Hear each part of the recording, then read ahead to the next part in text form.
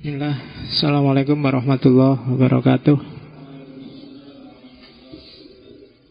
Bismillahirrahmanirrahim. Alhamdulillahi rabbil alamin. Alhamdulillah nahmaduhu wa nasta'inuhu wa nastaghfiruh wa na'udzu bihi min syururi anfusina wa min sayyiati a'malina.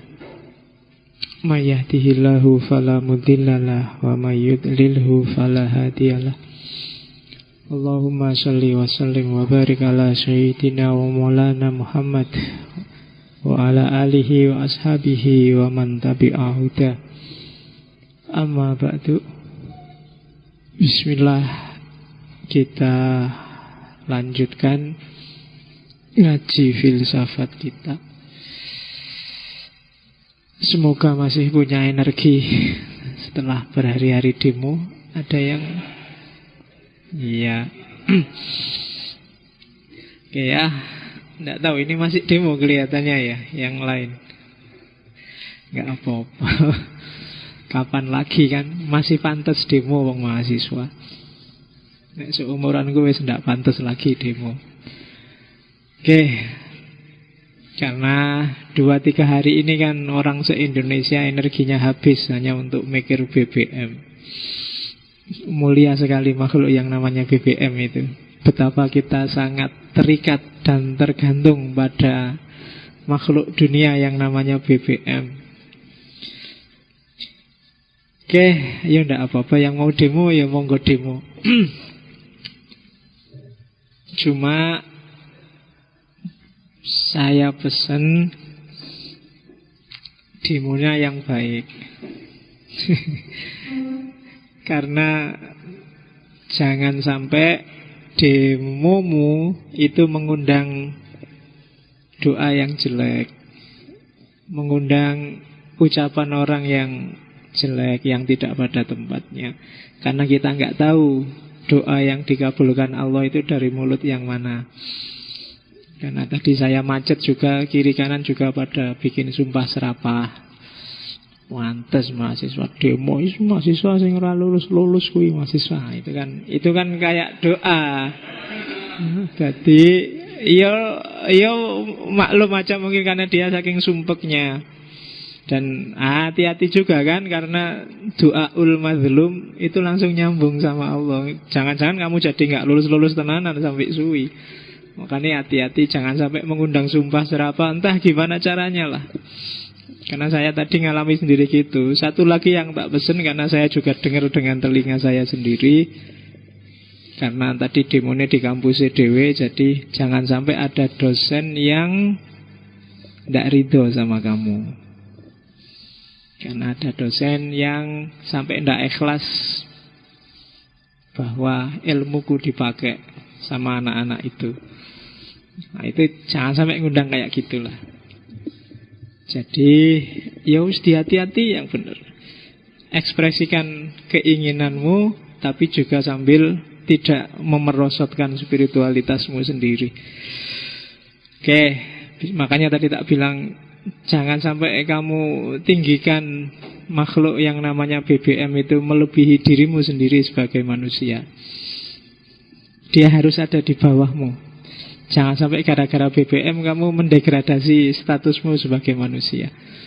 Nah itu harus dipikir yang panjang. Mulai mikir panjang. Ya memang seumurmu belum nyampe lah ke situ-situ. Tapi yo mulai latihan mengontrol dirinya sendiri. Apalagi tema kita malam ini Ibnu Arabi. Dunia sufi itu sangat hati-hati untuk tidak mengotori dirinya dengan hal-hal yang mendegradasi spiritualitas. Perilaku, kata-kata sangat diatur agar tidak menyatukan. Bahkan hasrat hati aja kan diatur luar biasa.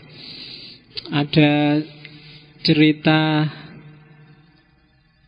tentang Ibnu Athaillah Sakandari. Ini Ibnu Athaillah ini nanti yang membela Ibnu Arabi di depan Ibnu Taimiyah, sehingga Ibnu Taimiyah sampai mengakui bahwa sebenarnya yang salah bukan Ibnu Arabi, tapi mungkin pengikut-pengikutnya yang terlalu mendewakan Ibnu Arabi. Jadi Ibnu Athaillah ini sufi dari Thariqat Syadziliyah. Satu ketika dia merasa, ibadahku kok nggak enak gini ya, kok nggak tenang, galau terus, ini ada yang nggak beres ini mesti. Apa sih yang terjadi kok aku jadi kayak gini? Tanya kiri kanan, dipikir-pikir sejak kemarin apa sih yang kulakukan? Tanya-tanya sama istrinya, sama keluarganya. Akhirnya ketemunya kambingnya. Jadi dia itu punya kambing. Kambingnya itu jalan-jalan keluar sampai ke rumah tetangganya, terus makan rumputnya tetangganya, dan tetangganya merasa baunya nggak enak wong kambing. Nah, ketemu di situ, terus dia didatangilah. Mungkin ini sebabnya ibadahku nggak tenang itu. Datanglah dia ke rumahnya tetangganya, minta maaf. Tetangganya malah bingung. Loh, kok ngapain sampean kok minta maaf? Lah biasa toh, kambing memang gitu. Jalan kemana-mana, wong yo yang dimakan cuma rumput. Rumput itu juga yang nanam bukan saya. Dia tumbuh sendiri meskipun di pekaranganku. Tapi gara-gara itu Ibnu Athaillah merasa bahwa spiritualitasnya turun, ibadahnya nggak tenang, sumpek dia, hatinya galau terus-terusan. Itu ketemunya di kambingnya ternyata. Padahal kan bukan dia yang ngontrol kambingnya. Kambing kan bisa masuk kemana saja. Tapi gara-gara itu. Nah, kapan-kapan kalau kamu sok-sok bete, sok-sok galau, ini nggak ada alasan kok tiba-tiba pening, tiba-tiba puyeng. Coba jajal kayak Ibnu Athaillah itu. Telusuri, aku salah opo ya 2 hari ini. Jangan-jangan ada teman yang kusakiti. Jangan-jangan ada postingan yang bikin iri. Jangan-jangan ada... Loh, lah kan gitu. Kamu, iya kan, kamu tiap hari postingan sedang di bandara, sedang di kancane padha iri to. Alah itu duitnya dewe wae kan gitu terus. Mancing gitu, tadi kamu jadi galau. Oke, narsis ya kan. Ayo introspeksi dewe-dewe. Oke, bismillah. Malam ini tokoh kita adalah Syekhul Akbar Muhyiddin Ibnu Arabi. Dia punya gelar Kibrit al-Ahmar, belerang merah. Belerang merah itu kan sumber api, sumber cahaya. Dia disebut Syekhul Akbar, gurunya para guru, guru paling besar dalam dunia tasawuf. Kontroversial, ada yang pro, ada yang kontra. Kemudian yang jelas dia salah satu tokoh tasawuf, tokoh sufi yang monumental. Hidup di Spanyol pada era dinasti Muwahhidun. Sebenarnya harusnya Ibnu Arabi lebih dulu daripada Suhrawardi. Tapi Suhrawardi saya dulukan karena Suhrawardi yang punya madhab iluminasi. Ibnu Arabi sebenarnya awalnya dia remaja biasa yang gandrung ilmu. Mirip Suhrawardi kemarin. Hampir semua sufi besar itu awalnya gandrung dengan ilmu, termasuk Ghazali. Fikih, tasawuf, tafsir, hadis, ilmu kalam, dia master di segalanya awalnya. Meskipun pada akhirnya dia konversi ke sufi. Umur 15 tahun dia sudah bisa menaklukkan Ibn Rus pada zamannya. Dan Ibn Rus sendiri ngakui kehebatannya. Umur 15. Dan umur 20 tahun dia sudah jadi sufi besar. Ya kalau kamu baca, saya lupa kitabnya ketika dia debat dengan Ibn Rus itu. Jadi debatnya agak lucu karena sama-sama orang pinter, jadi nggak terlalu banyak ngomong. Jadi ceritanya waktu datang terus Ibn Rus bilang, awalnya bahas tentang iluminasi, tentang ilmu yang ilhamiah, apakah itu pasti apa enggak.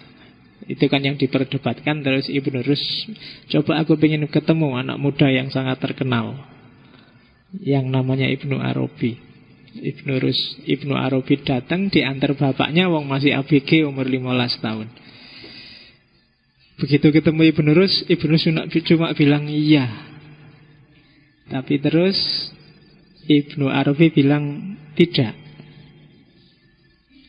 Terus Ibnu Rus bilang lagi, iya. Katanya Ibnu Arabi, iya dan tidak.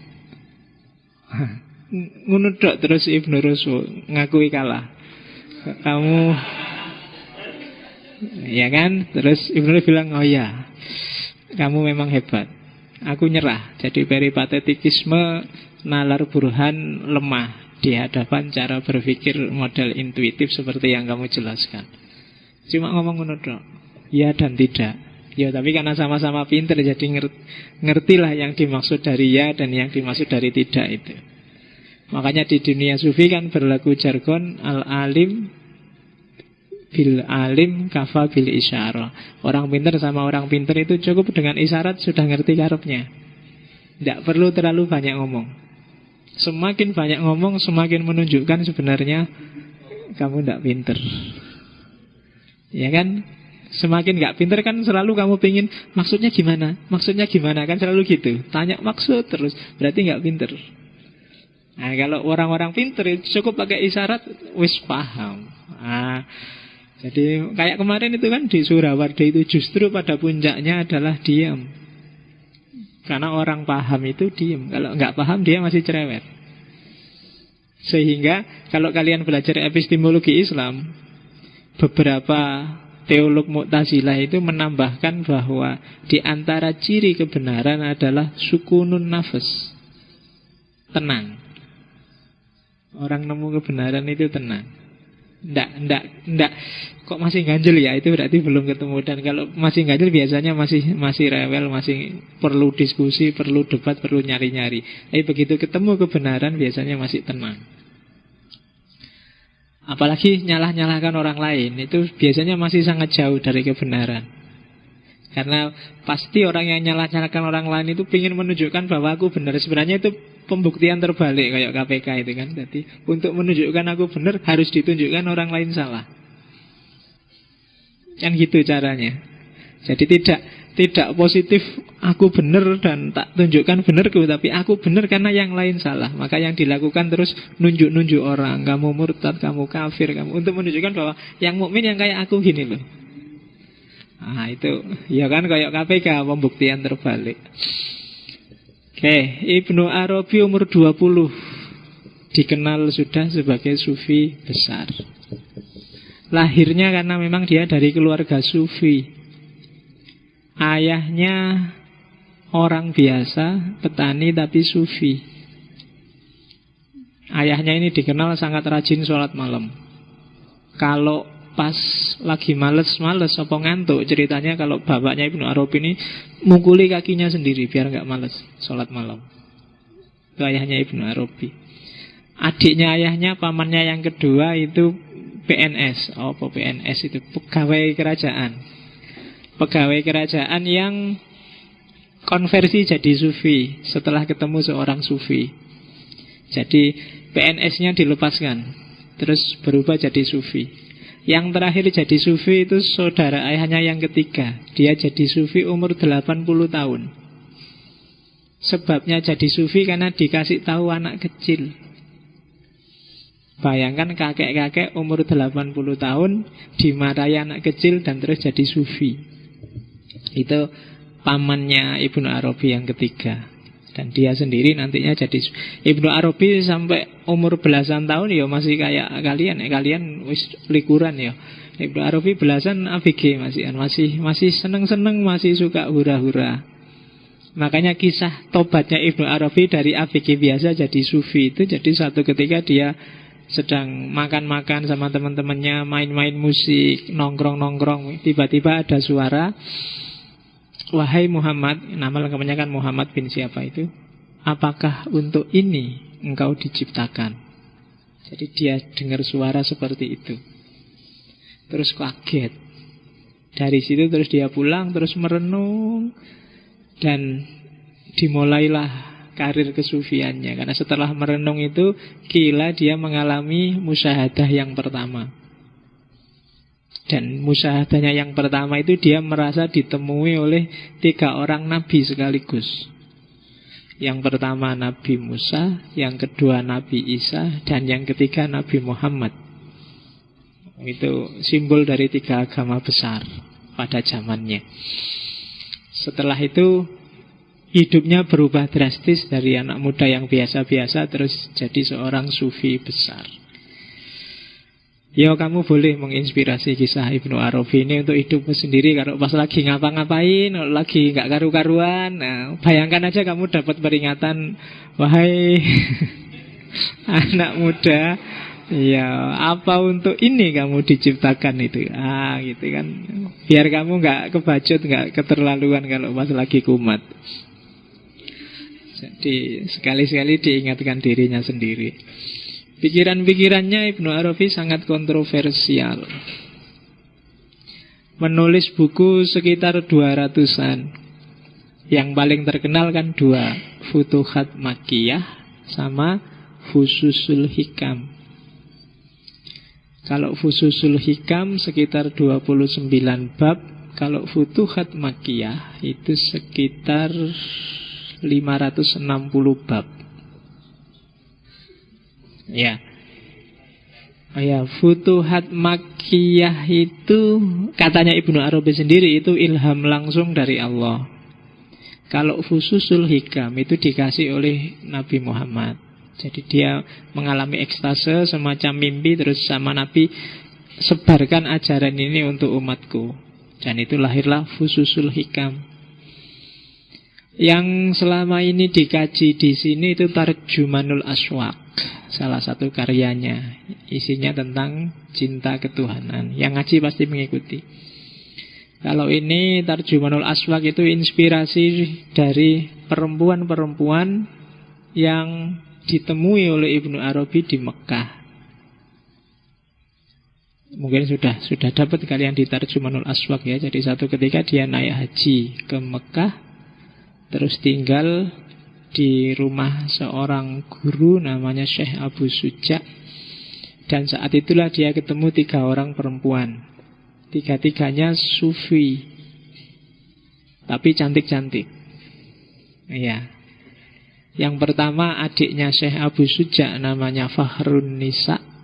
Sufi besar tapi banyak gambarannya cantik luar biasa. Dan banyak orang ngelamar tapi ditolak karena sudah terlanjur jatuh cinta sama Allah. Yang kedua,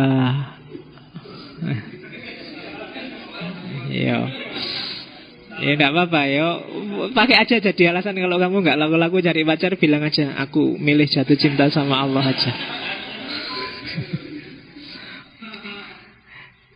Ya. Yang kedua Hurun In kalau nggak salah. Ini pas Ibnu Arabi tawaf, tiba-tiba di belakangnya ada perempuan cantik luar biasa. Dan akhirnya selesai tawaf, diajak ngobrol, asli Persia, tapi terus perempuan ini pergi. Dan Ibnu Arabi terbayang-bayang terus sama perempuan ini. Dan yang ketiga, yang banyak disebut di syair-syairnya adalah Syaikhah Nizami. Ini anaknya Abu Suja. Idola saat itu. Sampai digelari Syaikhah Al-Haramain. Jadi putri 2 Haramain, Masjid Nabawi dan Masjidil Haram. Dan nanti banyak puisi-puisi itu arahnya ke mereka, tapi sebenarnya Ibnu Arabi maksudnya ke cinta ketuhanan, cuma pakai simbol nama-nama perempuan itu. Dan orang yang hanya baca Tarjumanul Aswaq dan nggak paham, kayak para ulama fikih zaman dulu, terus menuduh Ibnu Arabi itu, Ibnu Arabi itu rada agak cabul, agak woman, agak suka perempuan, agak itu. Tapi terus nanti Ibnu Arabi nulis syarahnya. Nah, saya agak lupa nama syarahnya, tapi yang belakang judulnya ada taklik. Syarahnya Tarjumanul Aswaq.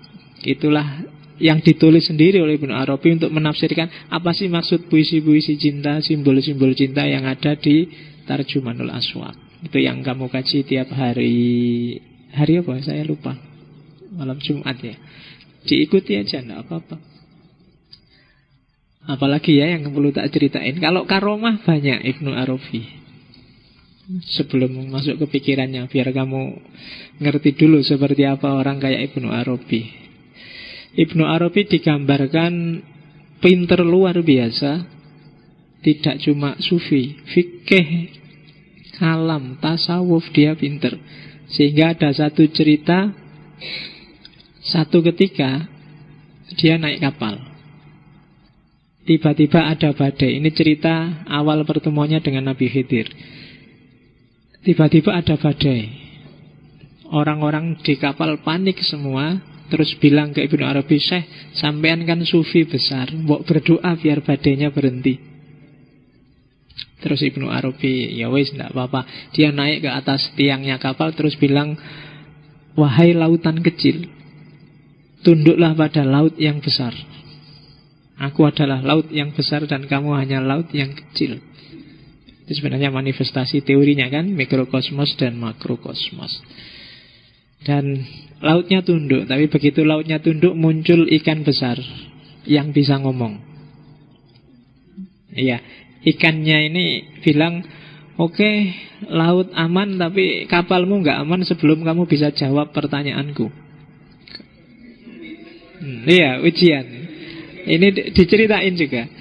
Dan pertanyaan ikan ini agak khas. Pertanyaan fikih. Fikih itu kan so aneh-aneh pertanyaannya. Katanya si ikan, jawab dua pertanyaanku. Berapa lama, ini pertanyaan fikih, berapa lama, yang pertama, iddahnya perempuan yang suaminya jadi kera. Yang kedua, berapa lama iddahnya perempuan yang suaminya jadi batu. Judek ya fikih. Cuma karena Ibnu Arabi ini pinter ya, usul fikihnya jalan. Dan dia jawab, perempuan yang ditinggal mati perempuan yang suaminya jadi kera, iddahnya kayak iddah cerai. Jadi kayak perempuan yang dicerai suaminya. Karena begitu suaminya jadi kera kan otomatis talak jatuh. Karena nggak kompatibel laki-laki perempuan kok kawin sama kera. Berarti kan otomatis talaknya jatuh. Dan karena masih hidup ya kayak perempuan yang ditalak. Sementara perempuan yang suaminya jadi batu, ya iddahnya kayak mati. Jadi kayak yang suaminya mati. Jadi sesuai itu. Dan ikannya puas, akhirnya ikannya jadilah dia Nabi Khidir. Setelah itu Ibnu Arabi diajak uzlah, dan diantara gurunya Ibnu Arabi itu Nabi Khidir. Oke, yang jelas pikiran-pikirannya kontroversial. Nanti kita lihat kontroversi apa. Dan saya memang sengaja tak ceritain panjang-panjang karena pikiran-pikirannya saya nggak mau panjang-panjang, khawatir kamu sumpek.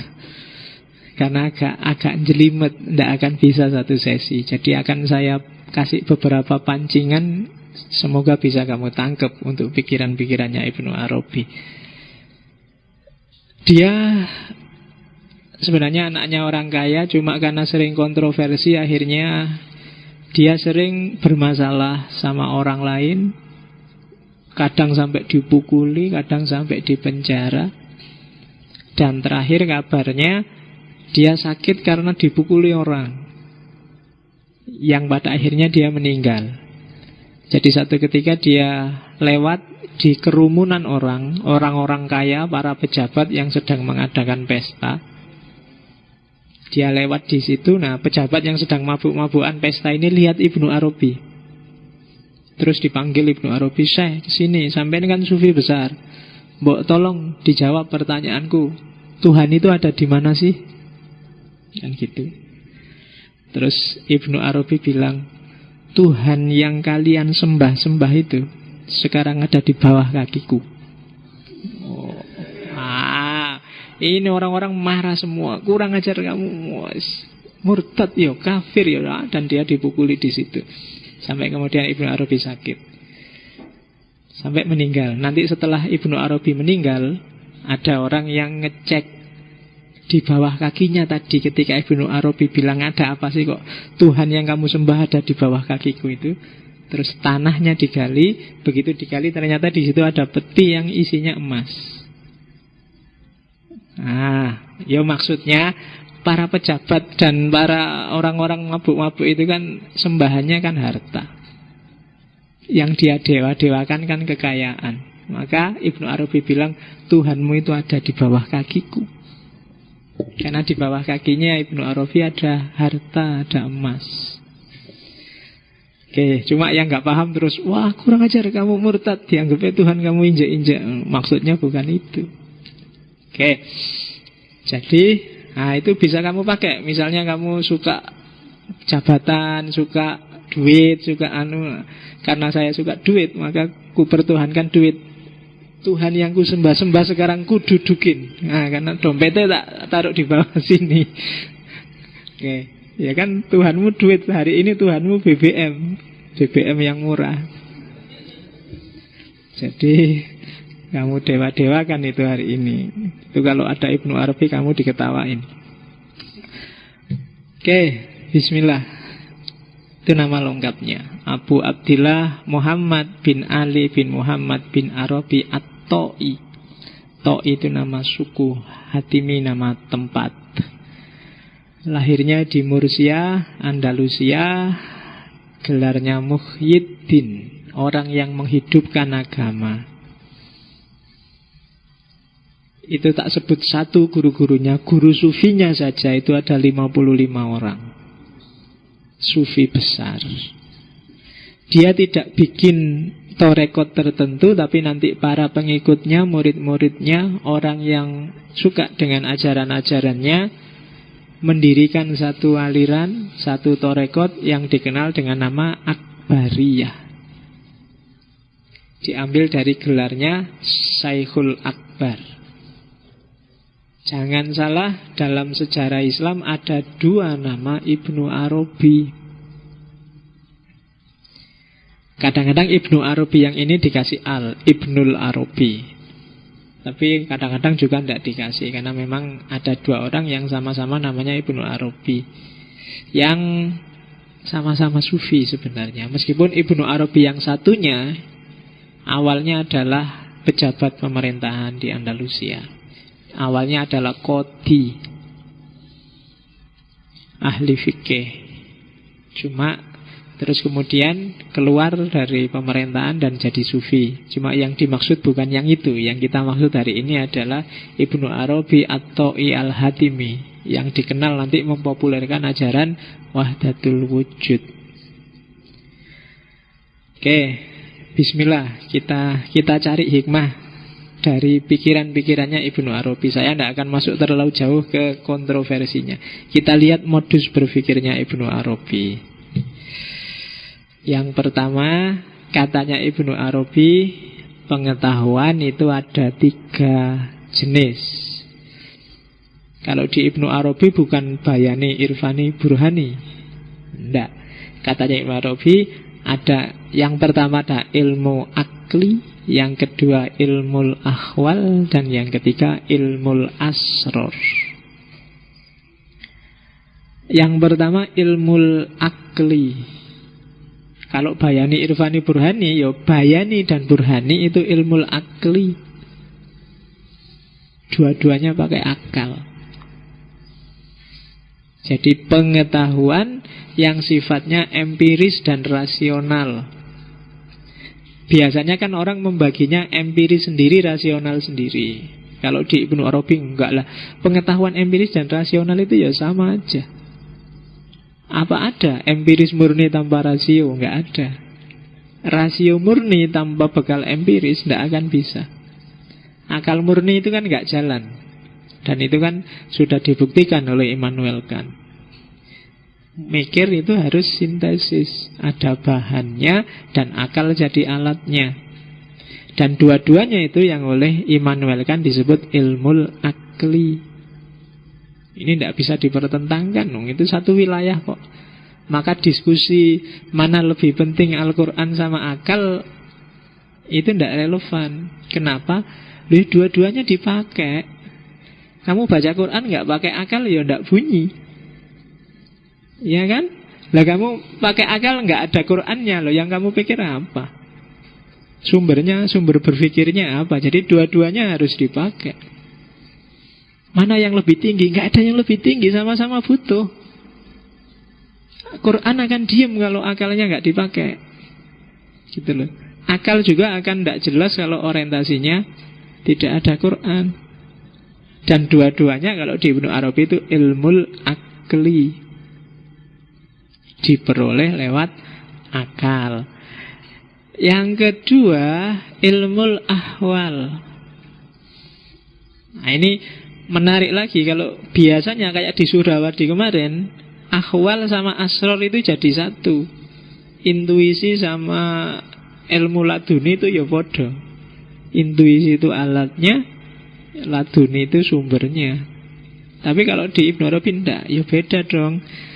Kalau ahwal itu ilmu tentang rasa, ilmu tentang intuisi. Sumbernya enggak selalu hal-hal transenden, enggak selalu dari Allah. Jadi ini tidak akal, ini ilmu yang harus direct experience, dialami langsung. Validitasnya lebih tinggi daripada ilmul akli. Ilmul akli itu kamu punya teori bahwa gula itu manis, terus kamu baca buku teori tentang gula. Itu ilmu akli. Tapi ilmul ahwal, untuk tahu gula itu manis, terus kamu minum teh yang ada gulanya. Nah, rasanya manis ya. Nah, ini ilmu ahwal. Aku ngerti dewe wong tak minum sendiri. Itu ilmu ahwal. Sifatnya intuitif. Kamu kan belum naik haji, maka pengetahuanmu tentang Mekah, tentang Madinah itu ilmu akli. Tapi mereka yang sudah nyampe sana itu ilmu ahwal. Sudah ngalami sendiri, sudah mengalami penyaksian batin, sudah merasakan. Validitasnya di atas ilmu akli. Apa sih cinta itu? Terus kamu baca buku tentang cinta, nyari puisi-puisi tentang cinta. Itu ilmu akli. Kalau ingin naik kelas ilmu ahwal, pacaran saja. Kamu akan ngerti, oh kayak gini tuh jatuh cinta itu. Nah, derajatnya lebih tinggi. Kalau ilmu akli kamu bisa nulis puluhan buku tentang cinta, tentang macam-macam yang ada hubungannya dengan kasih sayang. Tapi mereka yang ngalami langsung itu lebih direct experience. Validitasnya lebih tinggi. Demo itu dahsyat loh Pak, luar biasa gairahnya. Kamu yang nggak demo nggak ngerti enaknya, makanya kamu nggak mau demo. Mereka yang demo yang ngerti. Ya meskipun kamu kok di mana sih Pak enaknya demo, wong dikejar-kejar, dilempari dianu. Ya tanya mereka yang ngalami. Kayak gimana sih rasanya demo itu, dan penjelasan mereka lebih valid. Mereka ngalami langsung.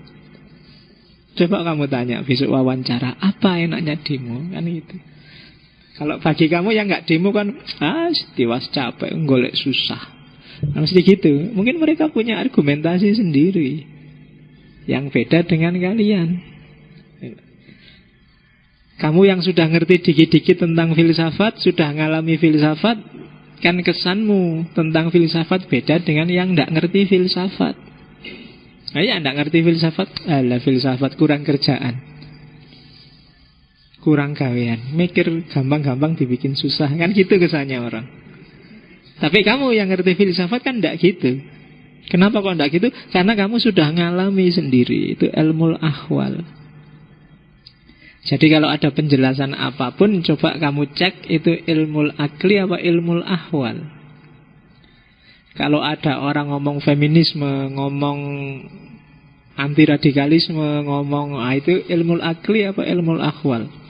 Jangan-jangan ngomong feminisme, kesetaraan perempuan dan laki-laki, tapi di rumah istrinya dimarahi tiap hari. Ya kan?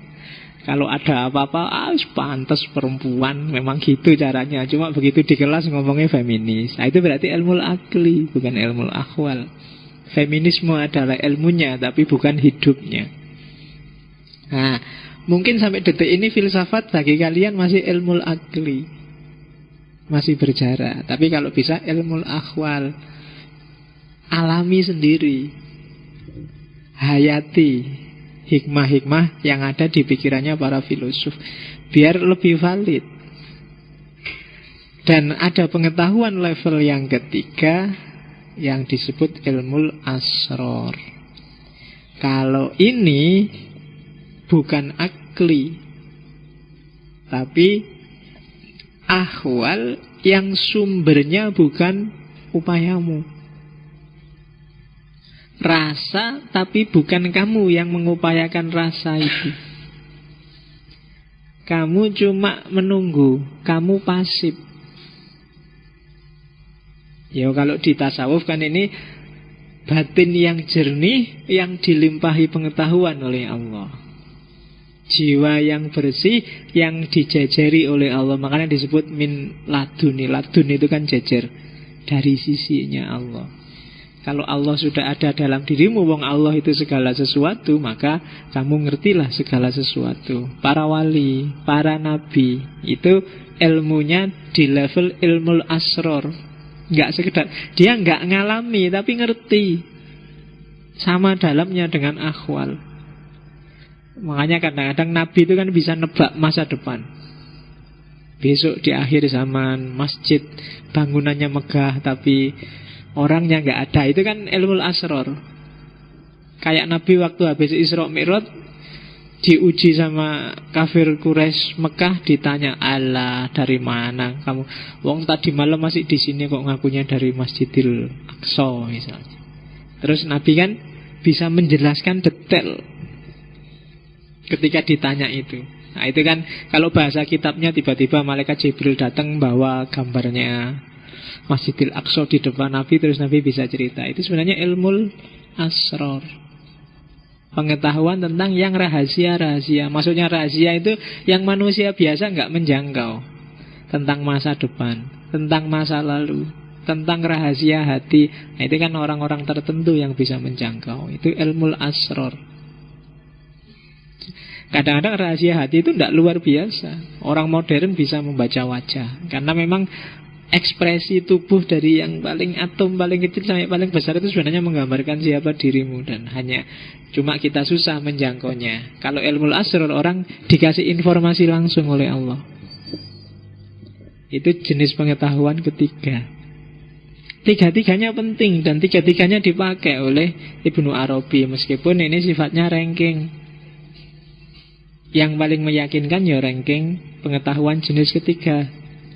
Di bawah itu pengetahuan jenis kedua, dan di bawah itu pengetahuan jenis pertama. Oke, pengetahuan jenis pertama kamu peroleh keluar, dalam arti kamu cari kebenaran di luar dirimu. Kalau pengetahuan jenis kedua, kamu melihatnya ke dalam. Kalau bahasanya Mehdi Hair Yazdi itu pengetahuan swa objek. Karena untuk tahu kan kamu ngecek dirimu. Tadi saya minum teh, untuk ngerti bahwa teh itu manis kan saya nggak tanya ke sana, tapi saya ngecek ke dalam. Jadi objek pengetahuannya aku, yang mengetahui juga aku. Sehingga itulah disebut pengetahuan swa objek. Saya ini cinta apa enggak ya? Itu kan ke dalam, urusan rasa. Ini sebenarnya cinta apa sekedar iseng, apa ini nafsu, kan saya ke dalam. Pengetahuan tentang rasa itu ke dalam, swa objek. Nah, ada lagi jenis ketiga. Kalau ketiga itu juga ke dalam, tapi sumber pengetahuan bukan dirimu lagi, tapi dari luar dirimu. Itu tiga pendekatan. Dan ini kadang-kadang di level tertentu tidak cuma para wali atau nabi yang mendapatkan ilmu asror. Mungkin di titik tertentu kamu bisa dapat ilmu asror itu, karena Allah itu maha penyayang.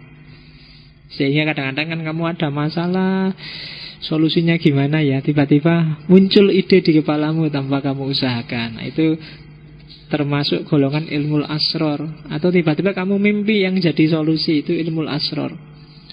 Jangan salah, kalau di Ibnu Arabi mimpi itu juga termasuk sumber pengetahuan. Dan Ibnu Arabi sering sekali mengalami ekstase melalui mimpi. Ibnu Arabi seorang sufi yang dikenal paling mudah untuk ekstase, paling mudah untuk kasyaf. Kalau orang sufi yang lain kan perlu riyadhah, mujahadah, baru kasyaf. Tapi kalau Ibnu Arabi bisa anytime. Bisa ngobrol-ngobrol gini tiba-tiba trance, kayak orang gak sadar. Itu Ibnu Arabi. Bisa tidur biasa, tiba-tiba kasyaf. Tiba-tiba, itu istimewanya Ibnu Arabi. Meskipun bagi yang tidak percaya itu jangan-jangan dia punya penyakit apa gitu. Tapi ada buktinya. Buktinya apa? Dia nulis sekitar 200 kitab. Itu kalau tidak orang biasa, tidak mungkin. Ada satu kitab, saya lupa judulnya, Khilyatul apa gitu. Itu cuma ditulis 1 jam. Karena begitu dia mengalami kasyaf, ilmu asrar terbuka, begitu dia megang pena dan nggak berhenti tangannya selama 1 jam. Lahirlah sayangnya saya lupa judul kitabnya, di antara 200 itu. Jadi katanya Ibnu Arabi kalau sudah megang pena dan mengalami kasyaf, dia tidak akan bisa berhenti. Enak kan? Begitu kamu pengen nulis skripsi, iya, 1 jam bisa mulai bab 1 sampai bab 5 penutup selesai. Nah, lumayan. Oke, yuk cari aja yang kayak gini. Ya, zaman dulu, lupa, 5-6 tahun yang lalu ada mahasiswa yang garap skripsi di Usuluddin, di UIN, tentang Ibnu Arabi. Dan anak ini ikut Torekot Akbariyah. Nah, skripsinya itu bagus luar biasa. Cuma minim referensi. Nah, saya yang nguji kan tak pikir, ini kamu plagiat apa enggak sih? Kok bisa kalimat-kalimat kayak gini kamu ambil di mana? Dan dia bilang, kalau saya sudah judek Pak, enggak paham-paham baca bukunya Ibnu Arabi, ya dia riado. Kalau sudah riado, malamnya ditemui Ibnu Arabi dan ngobrol sama Ibnu Arabi. Yo. Oh itu kan bingung kan, lah iki piye ngujine secara ilmiah. Tapi tidak pakai referensi. Dan dia nggak plagiat. Ya berarti paling tidak kan tak anggap ya wis Ibnu Arabinya nanti, yang penting itu pikiranmu sendiri nggak jiplak dan bagus. Gitu. Oh itu kan alternatif. Kalau kamu sudah judek wis riado wae. Siapa ngerti dapat ilham apa dapat apa lah gitu. Lumayan. Dan benar itu, jadi saya lupa tahun berapa itu ya. Dan memang bagus sekali. Ya meskipun dosen yang lain nggak percaya tadi, situ. Tapi memang dia ikut torekot. Dan setiap kali dia buntu, tidak paham-paham, dia melakukan amalan tertentu, riadah tertentu, dan malamnya bisa ngobrol sama Ibnu Arabi. Oke. Ya kalau diceritain enak. Cuma begitu kamu ngerti riadahnya gimana, mungkin kamu besok-besok saja Pak, mesti gitu.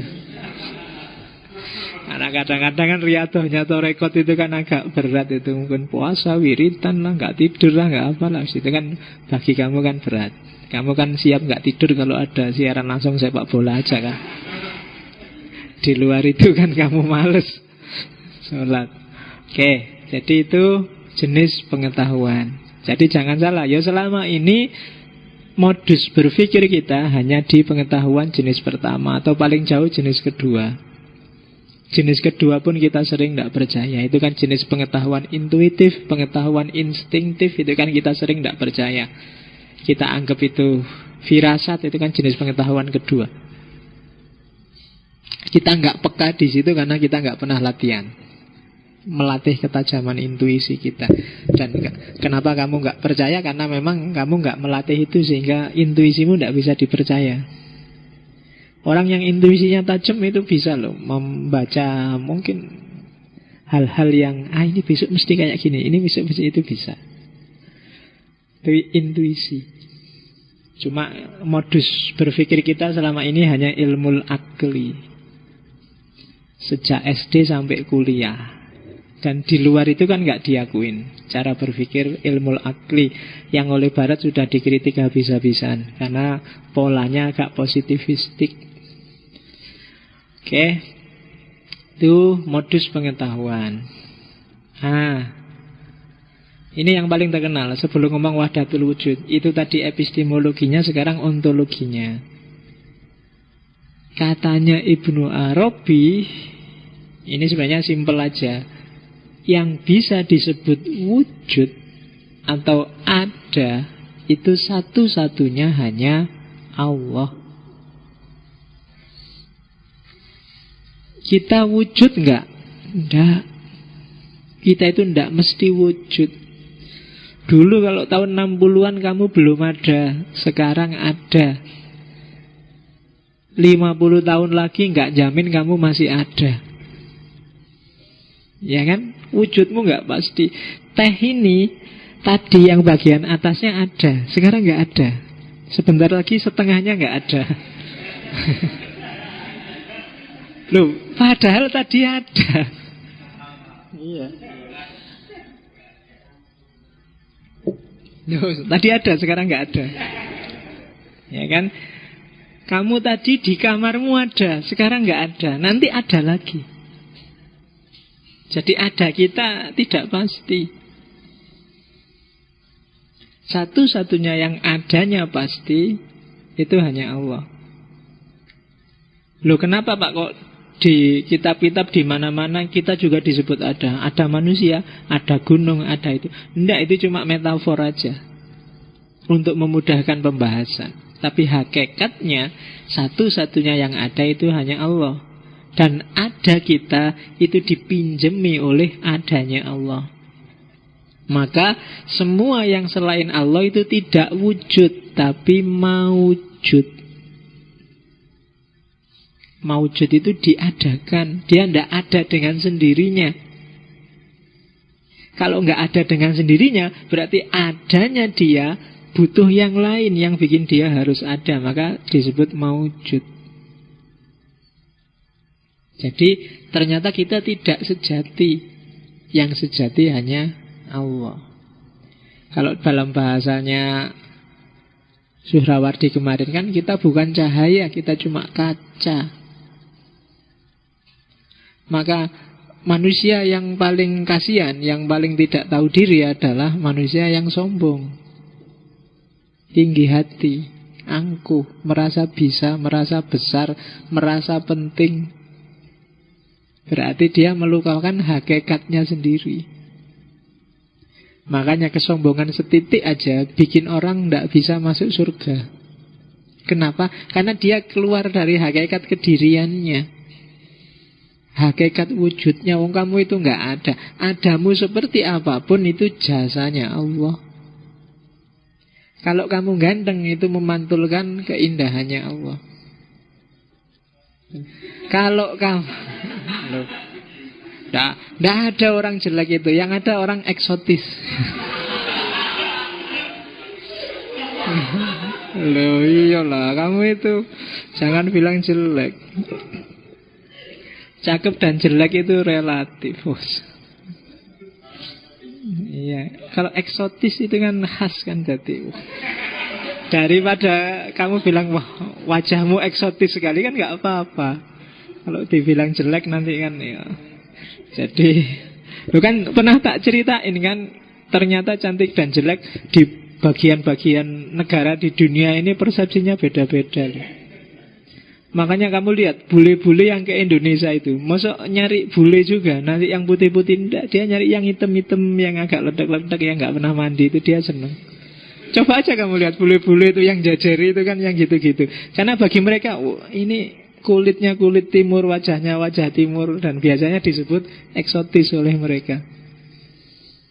Jadi yo, jangan mau dibilang jelek, bilang aja wajahku eksotis loh. Oke. Oke. Ya, jangan minder dan jangan sombong. Begitu kamu minder, berarti kamu tidak terima dengan yang memancarkan adanya padamu. Tidak ada yang jelek itu. Orang Afrika aja yang disukai, saya bilang dulu kan, Afrika itu tidak suka dengan kulit putih. Karena bagi mereka kulit putih itu jelek. Mereka lebih suka kulit yang hitam dan mengkilat. Jadi ya, jangan mandi 3 hari, itu mengkilat kan kulitmu, kena keringat. Nah, itu orang Afrika suka hitam yang mengkilat. Bibir tipis merah mereka jijik. Mereka lebih suka bibir hitam tebel yang iya, mereka seneng yang kayak gitu kan, tebel itu. Bagi mereka yang tebal itu kan radial, anti selip.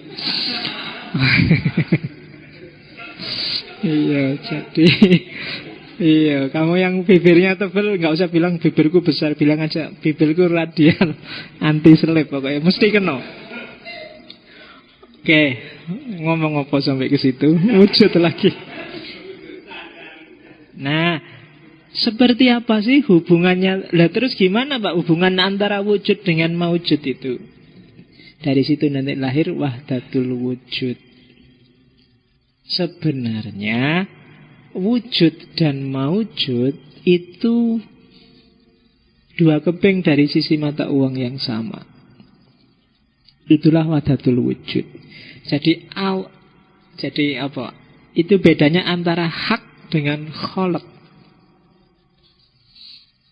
Jadi Allah itu kalau dilihat dalam dirinya sendiri, maka dialah al-haq.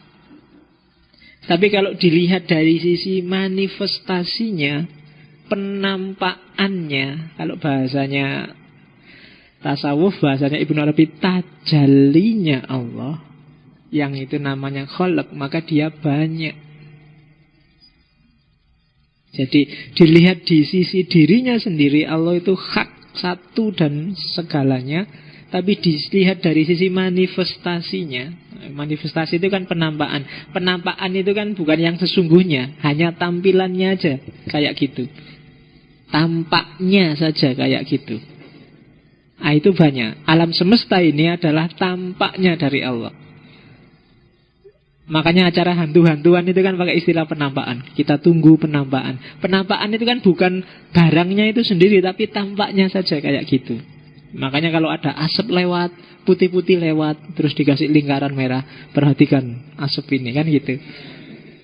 Asap ini kan bukan hantunya, dia cuma penampakannya, tajallinya. Nah, Allah itu satu-satunya, dan penampakannya adalah alam semesta ini termasuk kalian. Itulah wahdatul wujud.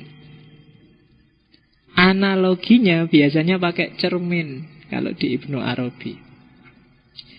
Kayak cermin banyak, atau kalau bingung cermin banyak, misalnya ruangan ini temboknya semua kita ganti dengan kaca yang bisa dibuat berkaca.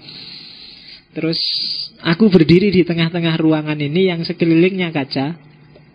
Maka kamu kan lihat, gambarku ada di sana, gambarku ada di sana, gambarku ada di sana.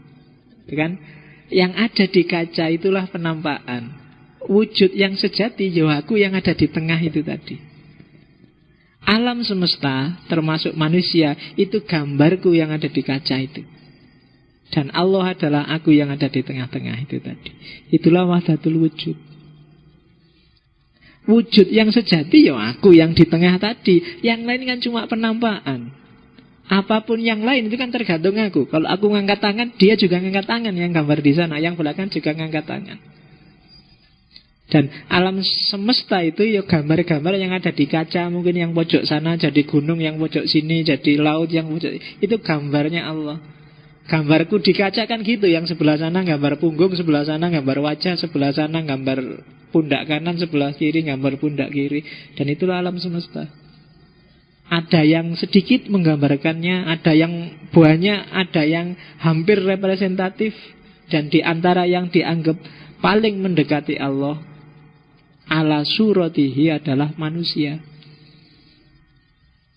Jadi manusia adalah representasi, bukan jasmaninya ya. Nanti kalau jasmaninya kamu berarti Allah itu kayak gini, enggak.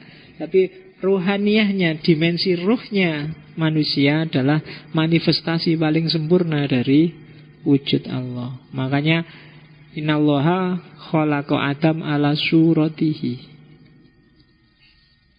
Oke. Itulah gambarannya wahdatul wujud. Jadi semuanya wujud, semuanya Allah, semuanya wahdah. Jadi satu. Ya. Jadi al-haq sama al-khalq itu dua keping dari sisi mata uang. Intinya ya intinya ya wujud. Yang lain itu maujud. Dia ada sesuai dengan yang wujud tadi. Karena gambar di kaca itu sesuai dengan apapun yang dilakukan oleh yang berkaca. Itulah yang disebut wahdatul wujud. Agak beda dengan hulul, dengan itihad, dengan Surawardi kemarin. Jadi kalau ini coraknya tidak ada jarak. Allah sama makhluk itu ya wajah dari realitas yang sama. Hanya yang satu sejati, yang satu adalah akibat. Yang satu sebab, yang satu akibat. Yang satu wujud, yang satu maujud. Yang satu hak, yang satu kholak. Oke, jadi semua manifestasi dari Allah. Nah kalau ada yang jahat-jahat gimana Pak? Apa Allah juga jahat? Tidak. Kejahatan itu muncul ketika manifestasi tadi tidak tampak, terhijab. Jadi tidak bergaya, tidak berprofil seperti adanya, tidak sesuai proporsinya. Kejahatan itu kan ketika sesuatu tidak proporsional, tidak pada tempatnya. Ya kan? Hubungan laki-laki perempuan itu indah, tapi ketika tidak pada porsi dan proporsinya dia jadi jahat. Ya kan? Bunuh itu kalau pas porsi dan proporsinya dia indah. Agak susah membayangkan bunuh. Ada konteks tertentu bunuh itu indah. Pembunuhan itu indah, bahkan disaksikan oleh banyak orang. Misalnya waktu korban. Loh iya kan? Korban itu kan kamu pembantaian besar-besaran terhadap sapi dan kambing. Tapi kan tidak terasa jahat, terasa indah. Karena apa? Porsi dan proporsinya pas. Bahkan kadang-kadang bohong pun kalau proporsional sesuai kondisi kadang-kadang pas. Sesuai, indah. Ya kan? Loh, bohong indah itu kan ya, kamu yang pacaran kan sering ngalami. Kamu kangen aku enggak? Iya kangen padahal enggak. Tapi kan indah. Bohong tapi indah. Oke, ya enggak gitu maksudnya. Jadi enggak semua yang ada di alam semesta ini ayo realnya pas, maka dia adalah manifestasi dari adanya Allah. Oke. Nanti ini membawa implikasi panjang. Misalnya, gimana Pak kalau terus ada orang bilang berarti tidak salah orang Kristen dong? Ketika orang Kristen bilang Isa, Yesus itu Tuhan, kan semuanya juga Tuhan, gambarannya Tuhan. Kan gitu. Kalau pakai Ibnu Arabi, iya benar Yesus itu Tuhan, tapi tidak bisa dibalik kalimatnya. Tidak bisa Tuhan itu Yesus. Jadi Yesus itu Tuhan ya karena memang dia salah satu tajalli manifestasi Tuhan. Sebagaimana kamu boleh bilang anak al-haq, tapi nggak bisa dibalik al-haq huwa ana. Kalau anak al-haq, aku bagian kecil dari al-haq yang luar biasa besar. Tapi nggak bisa dibalik. Karena ana adalah gambar yang ada di sana. Itu juga manifestasi Tuhan, tapi dia tidak Tuhan yang sejati. Yesus Tuhan iya, tapi tidak selalu Tuhan itu Yesus. Jadi cara berpikirnya seperti itu. Itu sehingga Islam datang meluruskan semuanya. Tidak kayak gitu. Biarkan Allah yang sejati itu apa adanya. Yang lain itu kholak. Meskipun ada entitas ketuhanan di dalam masing-masing itu. Dan posisikan setiap entitas ketuhanan sesuai porsi dan peranannya masing-masing, biar dia bisa menggambarkan dirinya sebagaimana gambarnya Tuhan. Dan manusia yang bisa memerankan dirinya secara pas sebagaimana surahnya Tuhan, itu nanti yang di Ibnu Arabi disebut insan kamil. Nanti di belakang ada penjelasannya. Oke, nah sekarang kita lihat Allah sendiri. Kayak gimana sih rentetan dari yang sejati sampai lahir manifestasi, sampai lahir tajalli itu. Jadi memahami Allah, katanya Ibnu Arabi, bagi dia di 3 level. Allah tidak ujuk-ujuk dia sendiri terus misah dengan mana. Tidak, Allah itu dia punya 3 martabat. martabat yang pertama adalah martabat ahadiyah. Ahadiyah itu Allah apa adanya, yang laisa kamislihi syai'un. Akalmu gak akan nyampe memahami Allah. Dia tidak seperti apapun. Seperti apapun definisimu, gambaranmu, sebutanmu terhadap Allah, Allah tidak kayak gitu. Karena akal kita terbatas, Allah tidak terbatas. Akal kita hanya laku untuk yang punya ruang dan punya waktu. Tapi Allah tidak punya ruang dan tidak punya waktu. Ya kan? Akalmu itu kan tidak berdaya. Kalau di luar ruang, di luar waktu sudah nggak nyampe sudah. Yang tidak terbatas saja akalmu sudah nggak nyampe. Berapa angka paling besar? Nggak akan nyampe pikirmu. Berapa ya angka paling besar itu ya? Selalu ada yang di atasnya. Atau berapa angka paling kecil? Nggak. Selalu ada yang di atasnya. Ukuran paling besar adalah nggak nyampe. Jarak paling jauh itu berapa? Nggak nyampe. Karena akal kita hanya bisa untuk yang terbatas. Karena dia sendiri sifatnya terbatas. Yang tidak ada ruang, tidak ada waktu, akal juga nggak nyampe. Sebelum Allah menciptakan segala sesuatu, kalau pakai sebelum itu kan berarti sudah ada waktu. Akal kita nggak nyampe loh.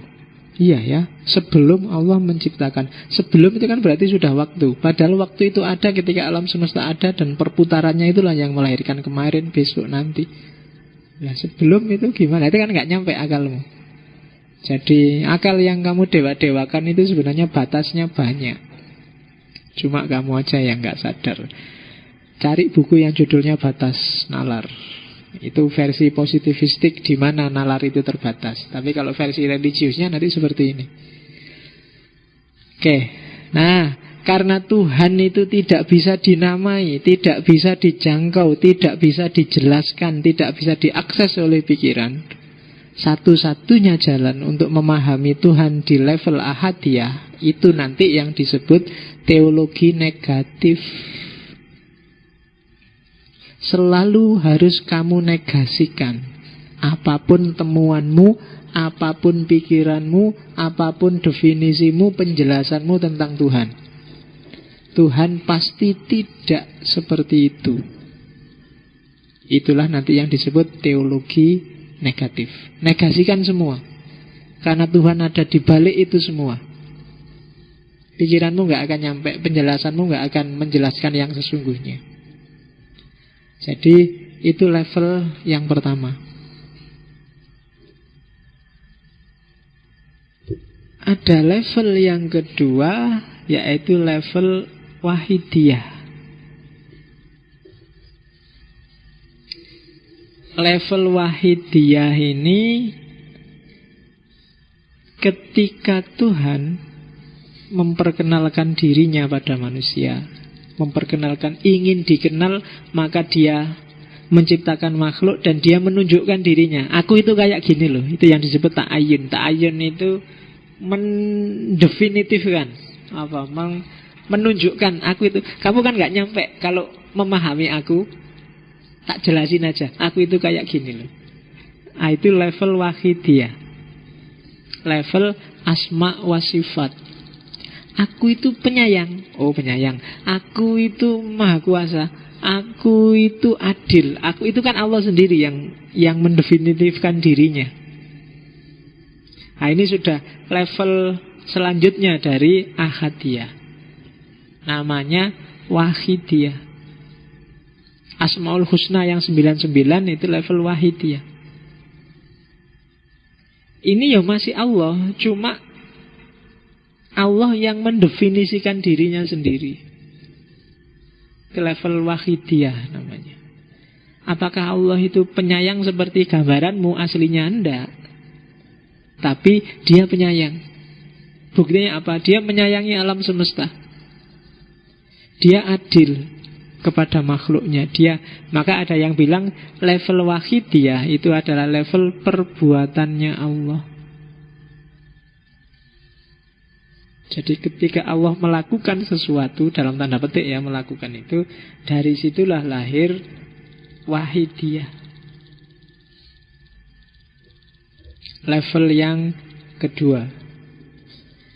Allah yang Maha Esa, Allah yang Maha Kuasa, Allah yang Maha Pengatur. Pokoknya semua Maha yang kamu atributkan pada Allah, itu Allah di level wahidiyah. Kalau bahasanya Asy'ariyah ya level sifat. Dan kalau Ibnu Arabi mirip Mu'tazilah, bagi Ibnu Arabi ya sifat sama zat itu jadi satu. Nggak ada kok pisah-pisah. Kalau Asy'ariyah ya sifat sama zat itu dua hal yang berbeda. Oke, itu level kedua. Jadi itu yang disebut emanasi paling suci, Faidul Aqdas. Jadi limpahan Allah yang pertama itu dirinya sendiri, asma wa sifat. Baru yang ketiga namanya martabat level ketiga, tajalli syuhudi, yaitu manifestasi dari adanya Allah dengan adanya alam semesta ini. Tadi kan dibilang, kamu, alam semesta, gunung, laut, dan semuanya itu kan sebenarnya adalah tajallinya Allah. Cuma tajalli yang ketiga, tajalli level ketiga. Karena Allah itu Maha Pencipta, untuk jadi Maha Pencipta kan harus ada ciptaannya. Maka lahirlah tajalli ketiga, ciptaannya. Karena Allah itu penyayang, kan harus ada yang disayangi. Karena Allah itu adil, kan harus ada yang diadili. Karena Allah itu sabar, sabar kepada siapa? Harus ada yang disabari. Dari situlah lahir alam semesta. Level Allah yang ketiga, tajalli syuhudi. Syuhudi, kalau ini tajalli yang sudah tampak, yang bisa dilihat. Ya termasuk kamu, termasuk alam semesta yang bisa diakses oleh panca indramu, bahkan termasuk jin, setan, dan kawan-kawan. Baik kawan-kawanmu maupun kawan-kawannya setan. Ya, ternyata ketemunya sama. Loh, kok kawan-kawanku dan kawannya setan kok podo wae. Yaitu tajalli syuhudi. Jadi penampakannya Allah di level yang ketiga. Jadi tadi Allah itu tidak terjangkau oleh siapapun, tapi terus mendefinitifkan dirinya untuk bisa dikenali. Kuntu kanzan mahfiyan, aku adalah khazanah tersembunyi. Fa'ahbabtu an u'rofa, aku pingin dikenal. Fakholaktul holqa, maka aku ciptakan makhluk. Fabi arofuni, maka kemudian karena aku mereka bisa kenal aku sendiri. Jadi itu sebenarnya Allah sendiri yang ingin dikenal, dan dia mendefinitifkan dirinya, mendefinisikan dirinya di level kedua. Maka lahirlah nama Allah, lahirlah Ar-Rahman, lahirlah Ar-Rahim, lahirlah itu sebenarnya ya Allah sendiri. Cuma Allah yang bertajalli dalam asma dan sifatnya.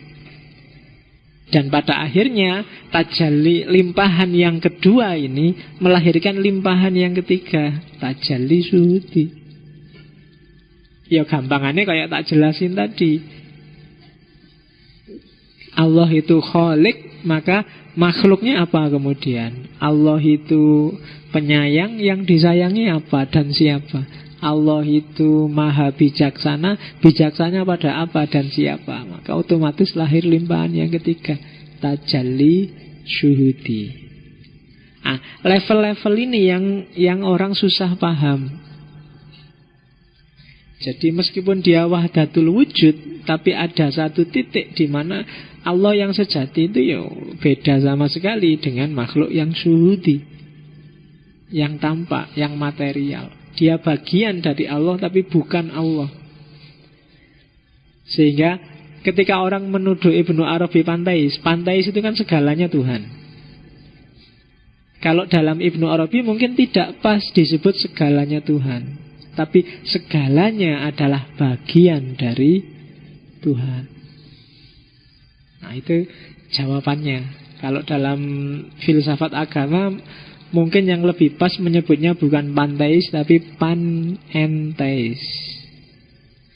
Dan Ibnu Arabi ini nanti yang diwarisi antara lain oleh para sufi Nusantara awal, khususnya di Sumatera, seperti Hamzah Fansuri dan kawan-kawan.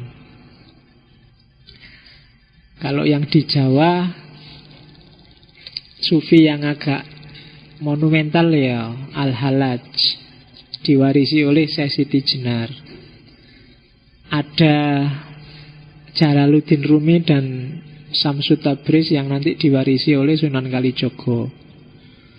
Kemudian ada beberapa yang lain. Kapan-kapan kalau kita sudah nyampe ke Indonesia, filsafat timur kan berarti juga filsafat Indonesia. Nanti kita jelajahi ada pikiran apa di nenek moyang kita, pengaruh dari mana saja. Karena Indonesia itu mix, gabungan yang luar biasa dari banyak hal. Karena orang Indonesia apalagi Jawa itu kan khas. Semua tradisi, semua budaya, semua pikiran bisa masuk. Kadang-kadang yang punya pikiran sendiri sampai bingung. Loh iya, bayangkan dulu ada dinamisme awal agama paling kuno di Jawa.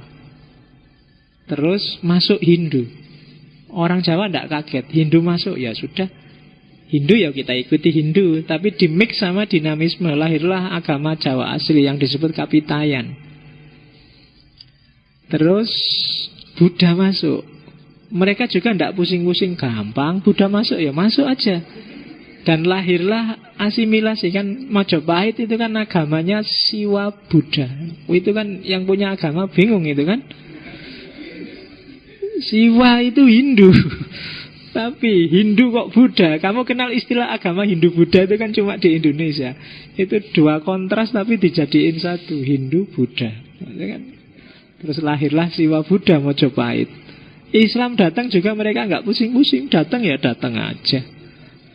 Dan lahirlah Islam kebatinan itu kan, Islam kejawen yang hari ini populer, yang dipopulerkan oleh banyak tokoh kebatinan Jawa. Itu sebenarnya kan mix dari tradisi-tradisi spiritual sebelumnya. Dan itu sebenarnya tesis besarnya Suhrawardi kemarin kan, bahwa khazanah spiritual itu perennial. Di sisi spiritual, ajaran apapun bisa kamu gabungkan jadi satu karena visinya sama. Yang tidak bisa kan yang sisi ritualnya. Dan itu yang dulu di India sempat dilakukan oleh Jalaluddin Muhammad Akbar, yang ada sinetronnya di Antv itu kan, Jodha Akbar ya. Jodha itu Hindu dan dia sendiri Muslim, tapi dia punya visi untuk melahirkan agama baru karena dia agak toleran, terbuka, maka di istilahnya sering ada diskusi-diskusi antara agama. Terus dia punya visi bikin agama baru mix antara banyak agama tadi di tradisi spiritualitasnya. Lahirlah agama yang dikenal sebagai Dini Ilahi. Itu agama zaman Kekaisaran Mughal. Itu agama sintesis dari beberapa tradisi spiritual yang hidup di India zaman itu. Ya sila, belakangan sudah mulai jarang yang kenal Dini Ilahi. Mungkin kalau ada yang mau ngangkat skripsi apa tesis, sumbernya masih banyak. Dini Ilahi. Oke, nah ini perlu tak jelasin khusus alam misal. Alam misal ini, jadi ada satu alam. Nanti kalau di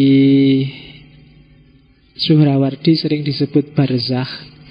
Jadi alam misal ini kadang disebut juga alam malakut, atau dalam bahasa Ibnu Arabi kadang disebut alam imajinasi.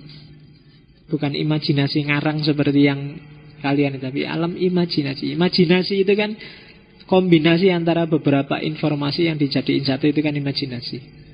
Tapi kalau di Ibnu Arabi ada alam khusus, alam malakut. Alam malakut itu bayangkan kalau kalian sudah paham kayak dunia idenya Plato. Alam ini segala informasi, alam ini di luar ruang dan waktu. Dia ada di antara wahidiyah dan syuhudi. Dan di sini penuh informasi tentang alam semesta dan segala prototipenya, masa lalu, masa depan, dan sebagainya.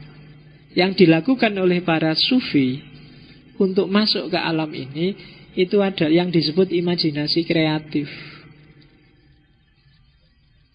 Ya nanti medianya ya pakai riadoh itu tadi. Dan yang bisa mengakses alam ini kan para sufi, para wali, dan yang sejenis itu. Itu disebut alam misal. Jadi ada dunia antara, namanya barzah. Makanya besok orang sudah meninggal disebut alam barzah. Ini alam perantara yang menyambungkan antara dunia ahadiyah, wahidiyah dengan dunia syuhudi. Jadi alam ini berjalan dengan segala hukumnya, dengan segala skenarionya, itu ada di alam misal ini. Dan yang mencahayai alam misal itu nanti satu dunia, satu hal yang oleh Ibnu Arabi disebut hakikat Muhammadiyah atau Nur Muhammad. Jadi ini semacam blueprintnya alam semesta, ada di alam misal. Jadi kamu besok mau jadi apa? Kamu ada apa dengan pikiranmu? Kamu semuanya sudah ada blueprintnya, sudah ada cetak birunya. Makanya para wali yang mengakses ke sana itu kadang-kadang mereka bisa ngerti masa depan, bisa ngerti yang belum terjadi, bisa ngerti masa lalu yang sudah tersembunyi. Kenapa? Karena mereka bisa mengakses alam misal. Jalannya pakai imajinasi kreatif. Metodenya ya riyadhah, kasyaf. Jadi kenapa pakai imajinasi kreatif? Karena orang yang imajinasinya mati, cara berpikirnya hanya yang fisik dan rasional, nggak akan bisa menjangkau alam ini. Harus imajinasinya yang hidup. Jadi akalnya menangkapnya dalam modenya, modenya mode imajinatif. Imajinasi. Metafisikanya agama itu kan nggak bisa ditangkap kalau imajinasimu mati. Eskatologi nggak akan bisa kamu pahami kalau imajinasimu mati. Sirotol mustaqim, itu kalau imajinasimu mati, kamu akan bilang sirotol mustaqim itu omong kosong, nggak masuk akal. Mana ada rambut dibelah 7, tajamnya kayak 7.777 pedang misalnya. Nggak masuk akal. Yang bisa menangkap eskatologi, yang bisa menangkap metafisika, dunia gaib itu imajinasi. Jangankan gaib yang itu, gaib yang di TV-TV itu aja kalau imajinasimu mati kan wassalam. Ya kan? Ada pocong saya melihat, Allah tidak kelihatan, omong kosong, mesti gitu. Kalau imajinasimu mati, bahkan dunia gaib seni, dunia gaib budaya nggak akan bisa kamu tangkap. Kamu nonton film kok pakai empirisisme dan rasionalisme, sumpek kamu nonton film. Ya kan? Lihat perang, lihat tembak-tembakan, Allah itu bohong, itu cuma acting, wis. Iya, wis gak seneng belas kamu lihat film itu kan. Ngapusi itu, mesti gitu kamu. Gak enak kamu nonton film aja gak menikmati. Lihat budaya juga, itu pura-pura itu, lihat, ya kan. Kayak kamu nonton sulap terus, Allah itu bohong, itu ada triknya, wis gak enak.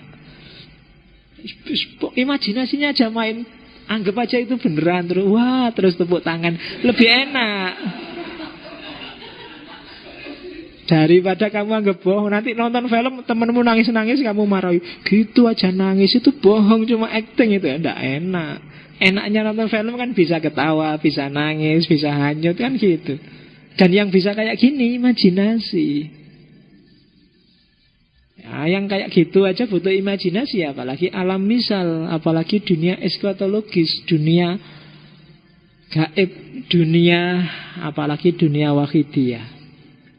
Oke, maka mungkin masih ada di toko buku tulisannya William Siddiq itu kan, yang judulnya Imajinasi Kreatif Ibnu Arabi. Ya, silakan yang tertarik kamu bacalah buku itu, karena saya nggak akan menjelaskan panjang, karena begitu tak jelaskan agak panjang lagi, kamu akan bingung. Bayangkan kayak gitu aja, pentingnya namanya imajinasi. Nah, tadi saya bilang alam misal itu di bawah kendali, di bawah naungan namanya Nur Muhammad, ya, atau hakikat Muhammadiyah. Yo, yang NU mungkin lebih suka menyebutnya Nur Muhammad aja.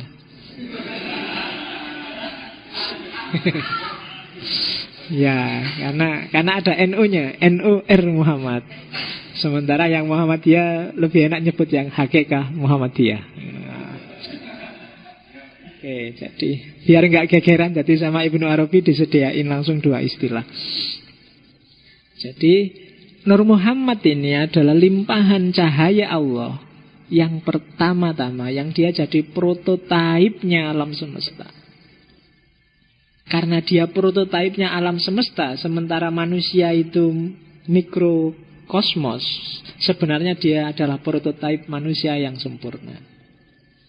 Jadi manusia sempurna itu adalah manusia yang saya bilang tadi menerjemahkan kedirian Allah secara utuh, berarti dia juga adalah sosok yang bisa memanifestasikan hakikat Muhammadiyah, Nur Muhammad.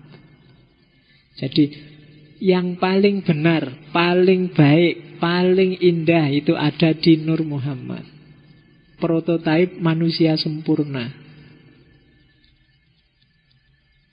Dialah yang jadi blueprintnya alam semesta. Kenapa disebut Muhammad? Ya karena ini bukan Muhammad yang fisik, yang manusia, tapi Muhammad yang rohani. Makanya kan ada hadis, meskipun validitasnya dipertanyakan, Nabi pernah bilang, aku diciptakan lebih dulu dari Adam, dan besok yang paling akhir dimatikan. Nah itu kalau tafsirannya Ibnu Arabi ya maksudnya Nur Muhammad ini. Dan nanti Nur Muhammad ini manifestasi fisiknya ya Nabi Muhammad. Tapi di luar Nabi Muhammad yang kita jadikan panutan itu, sebenarnya hakikatnya Muhammad itu adalah prototipe alam semesta, insan kamil. Yo, Allah ngasih kita benchmark, ngasih kita contoh. Muhammad Rasulullah itulah yang bisa kita tiru secara langsung. Jadi Adam mewarisi Nur Muhammad, Nuh mewarisi Nur Muhammad, sesuai kondisi masyarakatnya masing-masing. Dan puncaknya adalah Muhammad itu sendiri. Jadi ini cahaya hidup, cahaya yang jadi rujukan alam semesta. Karena dia paling dekat dari Allah, karena dia limpahan pertama dari Allah. Oke, ini modusnya. Kenapa sih alam semesta ini kok masih ada? Ya karena alam semesta itu lahir dari cintanya Allah. Seperti tadi ada hadis, kuntu kanzan mahfiyan fa ahbabtu an u'rofa fa khalaqtul khalqa fabi arafuni. Jadi aku adalah perbendaharaan yang tersembunyi, nggak ada orang tahu, ahadiyah. Dan aku rindu untuk dikenali. Fa ahbabtu, ada cinta di sana. Dari cinta maka lahir wahidiyah dan syuhudiyah. Nah, jadi modusnya, siapa sih aktor di balik lahirnya wahidiyah dan syuhudiyah? Ternyata mahabbah, cinta. Cintanya Allah pada kita. Kalau bukan karena cinta, mungkin alam semesta ini sudah bubar sejak dulu, termasuk bumi. Tapi karena Allah cinta pada kita, maka sampai hari ini kita masih hidup. Cuma perhatikan hadis itu. Apa sih tujuannya ada makhluk? Arafuni, biar makhluk itu kenal aku. Makanya ada hadis yang bilang besok kiamat akan datang kalau nggak ada satu orang pun menyebut nama Allah. Berarti apa? Allah sudah nggak dikenali lagi. Ketika Allah nggak dikenali, berarti ya sudah selesai. Wong dulu Allah menciptakan makhluk biar dikenali. Sekarang nggak ada satupun orang yang kenal dia. Atau merasa kenal dia padahal tidak. Atau hanya kenal namanya dan dipakai untuk kepentingannya sendiri-sendiri. Berarti itu sudah tanda-tanda berarti alam akan segera berakhir. Kita sudah jauh dari kenal pada Allah. Meskipun kalau katanya Ibnu Arabi, sampai hari ini kita masih diselamatkan oleh para kekasih Allah, para wali Allah, teman-temannya Allah, aulia Allah. Kalau di Ibnu Arabi, wali itu jumlahnya sekitar 7.000-an, yang kalau dia meninggal akan diganti. Ada wali kutub, ada wali abdal, ada hierarkinya. Ada kitab khusus yang ditulis di Fususul Hikam itu jumlahnya sekitar 13.000 berapa, cuma di satu masa bisa sekitar 7.000-an. Yang kalau meninggal dia diganti. Gara-gara ada para kekasih Allah, para orang-orang yang dekat dengan Allah inilah, maka alam semesta masih berputar seperti ini. Kalau mereka nggak ada mungkin sudah selesai. Makanya ramalan kiamat itu kan selalu meleset. Kenapa? Jangan khawatir, aulia Allah masih banyak. Sampai hari ini. Cuma kamu gak akan bisa mendeteksi siapa mereka. Bahkan kadang-kadang para wali itu sendiri gak tahu kalau dirinya wali dan disayangi oleh Allah. Hanya wali-wali tertentu yang diizinkan oleh Allah untuk dikenali, dalam rangka biar masyarakat masih yakin bahwa Allah masih intervensi dalam problem mereka sehari-hari. Makanya nasihatnya Syekh Abdul Qadir Jailani, jangan suka bikin perkara sama orang. Sopo ngerti dia wali.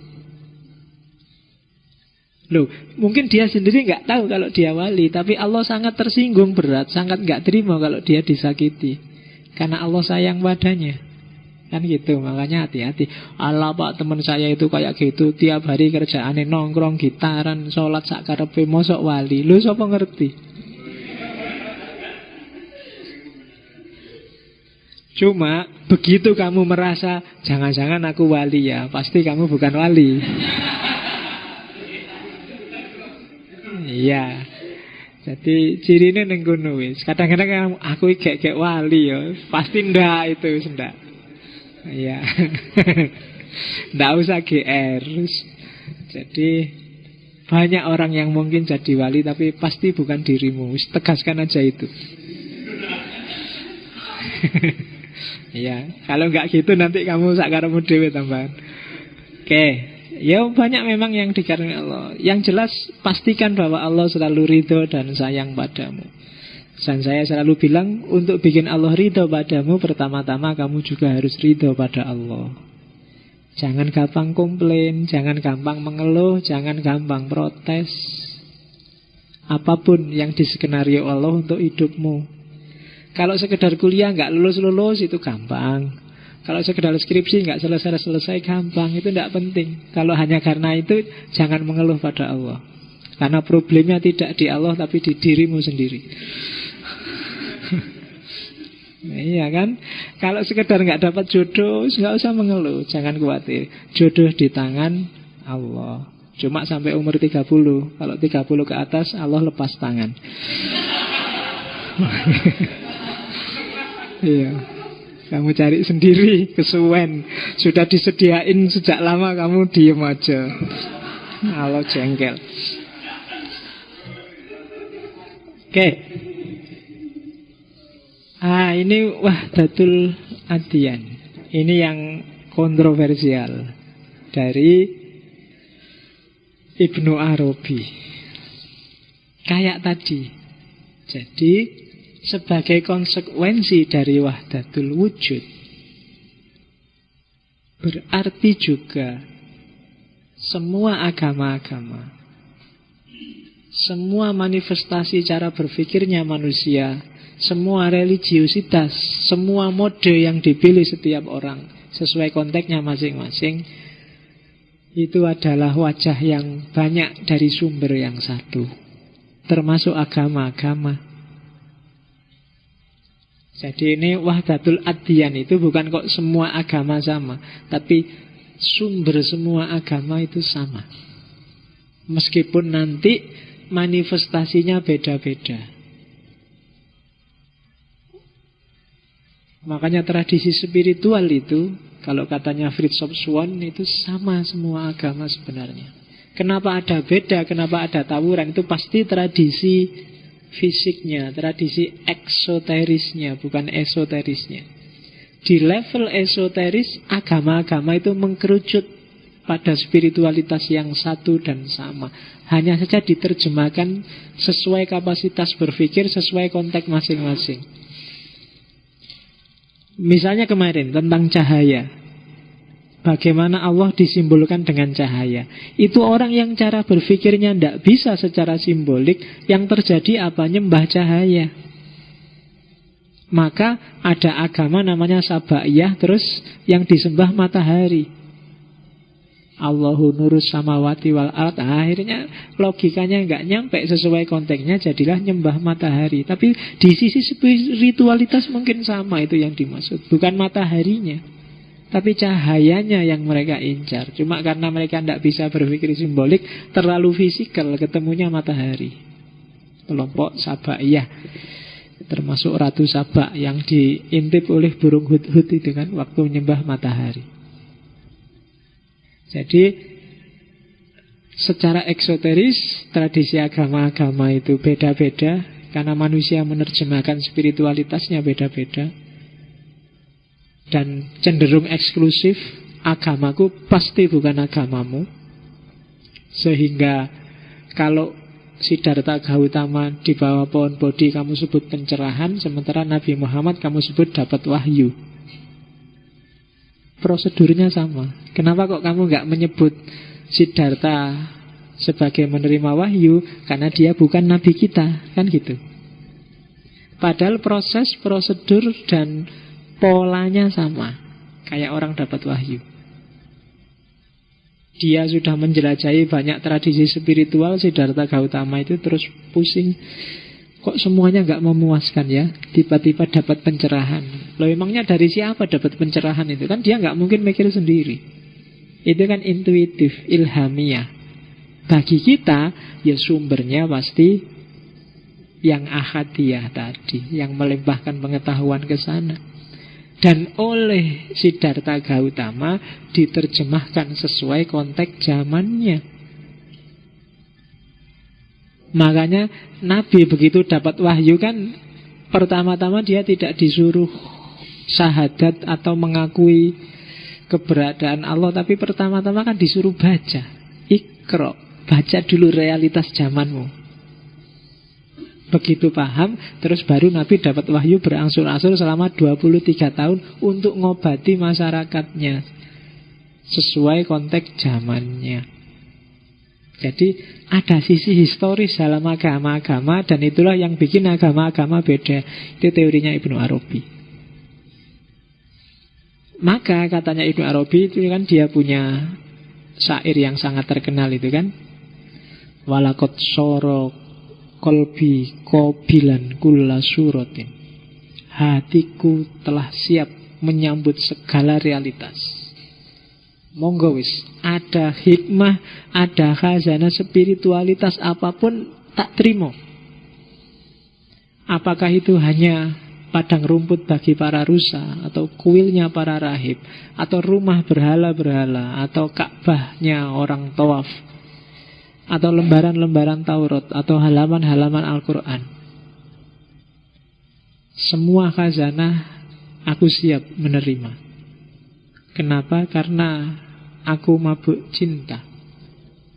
Kemanapun dia bergerak, dimanapun ada Allah, apakah di agama A atau di agama B atau di agama C, di situ aku mencintai. Cinta kepadanya adalah agama dan imanku. Nah, itu terus dari sini kan beberapa tokoh kontemporer mengembangkan jenis agama yang namanya agama cinta. Jadi agama cinta itu bukan agama cinta-cintaan apa beragama sambil pacaran. Tapi agama cinta adalah kamu boleh Islam, boleh Kristen, boleh Yahudi, boleh Nasrani, boleh Hindu, boleh Buddha. Tapi modus beragama kita sama, yaitu cinta. Cinta. Mungkin minggu depan kita ngomong Mula Sadra, jadi melewatkan Jalaluddin Rumi, karena Jalaluddin Rumi terlalu sufistik. Kalau ada waktu kapan-kapan saya masuk lagi ke Jalaluddin Rumi, mungkin di Sufi Nusantara ketika ngomong Sunan Kalijogo. Tapi cinta itu kan sebuah modus hidup yang gini deh, cirinya cinta itu ada 4. Yang pertama knowledge, yang kedua knowledge itu pengetahuan, yang kedua care, peduli, yang ketiga respect, penghargaan, dan yang keempat responsibility. Mencintai sesuatu berarti knowledge. Kamu harus tahu apa dan bagaimana yang kamu cintai. Orang tidak mungkin bisa cinta kalau dia tidak kenal. Tak kenal maka tak sayang. Dan ini sebenarnya nggak perlu disuruh. Kalau kamu cinta sesuatu, biasanya kamu pasti ingin tahu yang kamu cintai itu apa. Khususnya untuk urusan dunia. Begitu kamu naksir seseorang, itu kan biasanya kamu tanya, dia anak mana, senengannya apa, nongkrongnya biasa di mana, orang tuanya kayak gimana, kan selalu gitu. Itu knowledge, itu tuntutan biasanya. Kamu disuruh nggak disuruh selalu begitu. Makanya puncak cinta pada Tuhan oleh beberapa sufi kan tidak disebut mahabbah, tapi disebut ma'rifah. Semakin dalam pengetahuanmu tentang sesuatu, semakin kamu bisa mencintai lebih dalam. Tapi semakin dangkal, ya sedangkal itu cintamu padanya. Oke, ciri pertama knowledge. Jadi tanpa knowledge orang tidak bisa mencintai. Maka kalau mengembangkan agama cinta, berarti kamu harus mencintai. Kepada yang lain juga modusnya adalah cinta. Saling berbagi informasi, berbagi pengetahuan, saling ingin tahu, saling meluaskan wawasan, meluaskan spiritualitas. Kalau sudah tahu, respect, dihargai. Kalau cinta pada Allah, aspek menghargai itu apa sih? Tadi tak bilang, kamu ridho pada Allah, itu berarti respect pada Allah. Tidak apa-apa aku dibikin kulitku hitam, yang penting Allah ridho padaku, itu cinta. Tidak apa-apa aku dibikin jelek, tidak penting, yang penting Allah senang padaku. Tidak ada cewek yang senang juga tidak apa-apa. Nah, itu cinta namanya. Semua yang lain benci padaku tidak apa-apa, asal kamu yang kucintai suka padaku. Kan gitu orang jatuh cinta itu. Itu respect. Jadi menghargai apapun dia. Kamu suka nongkrong tidak apa-apa, kamu suka gitaran tidak apa-apa, monggo sesuai sukamu, yang penting aku cinta padamu. Itu respect namanya. Yang ketiga care, peduli. Jadi meskipun tadi respect, tapi juga peduli. Peduli pada yang dicintai, tidak cuek. Melakukan apapun selalu mikir, kira-kira yang kucintai seneng gak ya? Itu kan peduli. Lawannya peduli kan cuek. Terserah kamu suka apa enggak, aku ngerokok, yang penting aku ngerokok, kamu mau apa. Itu tidak care berarti. Tidak peduli sama dia. Kalau peduli ya kamu siap berkorban. Itu care namanya. Allah nyuruh sholat. Sholat itu kan membosankan dalam tanda petik. Kalau berat pasti enggak, tapi kalau membosankan mungkin bagimu iya. Tapi kan karena kamu care, itu yang nyuruh Allah ya. Allah itu kan itu namanya care, peduli. Dan yang terakhir responsibility. Responsibility itu tanggung jawab. Jadi enggak sekedar nyari enaknya saja, harus siap tanggung jawabnya. Jadi wali enak Pak, bisa punya karomah, bisa aku pengen jadi wali. Tidak gampang, ada tanggung jawab. Cinta pada Allah ada tanggung jawabnya. Cinta gimana wong kamu suruh sholat aja pontang-panting, suruh puasa, kan berarti kamu nggak tanggung jawab. Ya kan? Ada knowledge, ada care, ada respect, ada responsibility. Sebenarnya teori cinta agak panjang di Jalaluddin Rumi, tapi next time kita bahas Jalaluddin Rumi. Minggu depan kita masuk Mula Sadra, biar gak terlalu panjang di Iluminasi. Oke, itu Wahdatul Adyan. Dan insan kamil, manusia sempurna.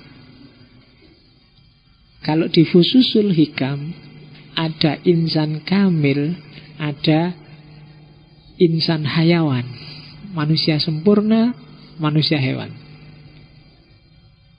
Kenapa disebut manusia? Manusia hewan itu manusia yang kehilangan kemanusiaannya. Posisinya persis kayak hewan, hanya beda jenis. Nah, beda diferensia kalau katanya Ibnu Arabi. Kan hewan itu macam-macam. Ada kuda, ada ayam, ada kambing, dan ada manusia. Makanya para filosof beberapa kan mendefinisikan manusia itu al-hayawan an-natik. Nah, ketika kehilangan natiknya, dia jadi hewan. Cuma kalau di sufi seperti Ibnu Arabi, parameternya bukan mikir atau enggak mikir, tapi bebas dari nafsu, bebas dari kegelapan apa enggak. Kalau dia tidak bebas dari nafsunya, dari ambisi duniawinya, maka dia insan hayawan. Kalau dia masih terikat oleh dunia, kalau dunia sangat mempengaruhi hidupnya, dunia adalah variabel yang tidak terpisahkan dari hidupnya, maka dia manusia hayawan.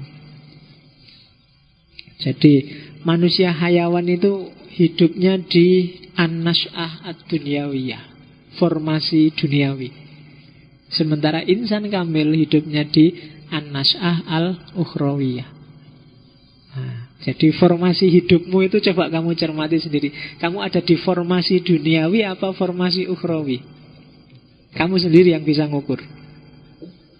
Yang kamu lakukan tiap hari, bangun jam berapa, ngapain aja, jam segini ngapain, dalam seminggu ini sudah melakukan apa saja, sebulan ini yang kamu lakukan apa, setahun ini kamu lakukan apa, akan kelihatan formasinya. Oh, spiritualitasnya bagus, sudah, nah, itu formasinya ukhrawi. Tapi ini setahun ini cuma mikir yang tidak penting-penting semua, cuma mikir kos-kosan, mikir angkringan, mikir berarti itu formasinya formasi duniawi. Nah, tinggal kamu lihat. Formasi itu kan menentukan sukses tidaknya, kayak sepak bola itu kan. 3-4-3 apa 4-4-2 apa 10-1 apa kan kayak gimana. Loh kan ada kan yang 10-1 kalau bal-balan merasa kalah kan terus 10 pemain dijadiin back, dikasih 1 dot striker di depan kan. Kayak 10-1 kan itu. Ya orang nyebutnya parkir base. Itu kan strategi 10-1. Kadang-kadang 11-0. Jadi ning mburi kabeh karena khawatir kalah. Nah, itu formasi duniawi, formasi ukhrawi. Yang panjang dari Ibnu Arabi ya tentang insan kamil. Jadi insan kamil adalah manusia yang sempurna, baik jasmaninya atau rohaninya. Sempurna jasmaninya berarti dia sempurna mengemban tugas memelihara alam semesta sebagai khalifah.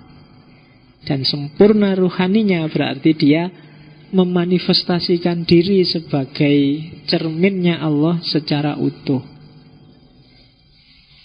Kalau dia ngomong, yang ngomong Allah. Kalau dia jalan, yang jalan Allah. Takhallaq bi ahlakillah dan yang sejenis itu. Dialah insan kamil. Jadi rohaninya adalah Allah dan jasmaninya adalah alam semesta. Karena manusia adalah mikrokosmos. Itulah insan kamil. Yang bisa kayak gini katanya Ibnu Arabi ya para nabi, para rasul, para wali, para sufi, atau orang-orang tertentu yang diberi anugerah oleh Allah. Oke.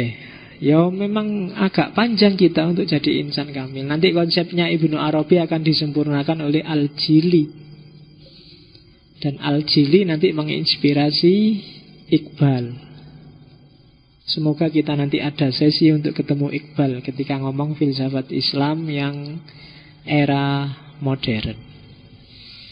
Karena Iqbal termasuk pengagumnya Ibnu Arabi. Beberapa filosof muslim modern Iqbal Abduh itu termasuk yang pengagumnya Ibnu Arabi. Nah, cirinya apa sih insan kamil itu? Kalau Ibnu Arabi menyebut yang jelas orang yang jadi insan kamil, dia ngerti apa enggak, diakui apa enggak, maka dia adalah seorang wali sufi. Ciri pertama adalah orang yang menjadikan Allah sebagai pelindung.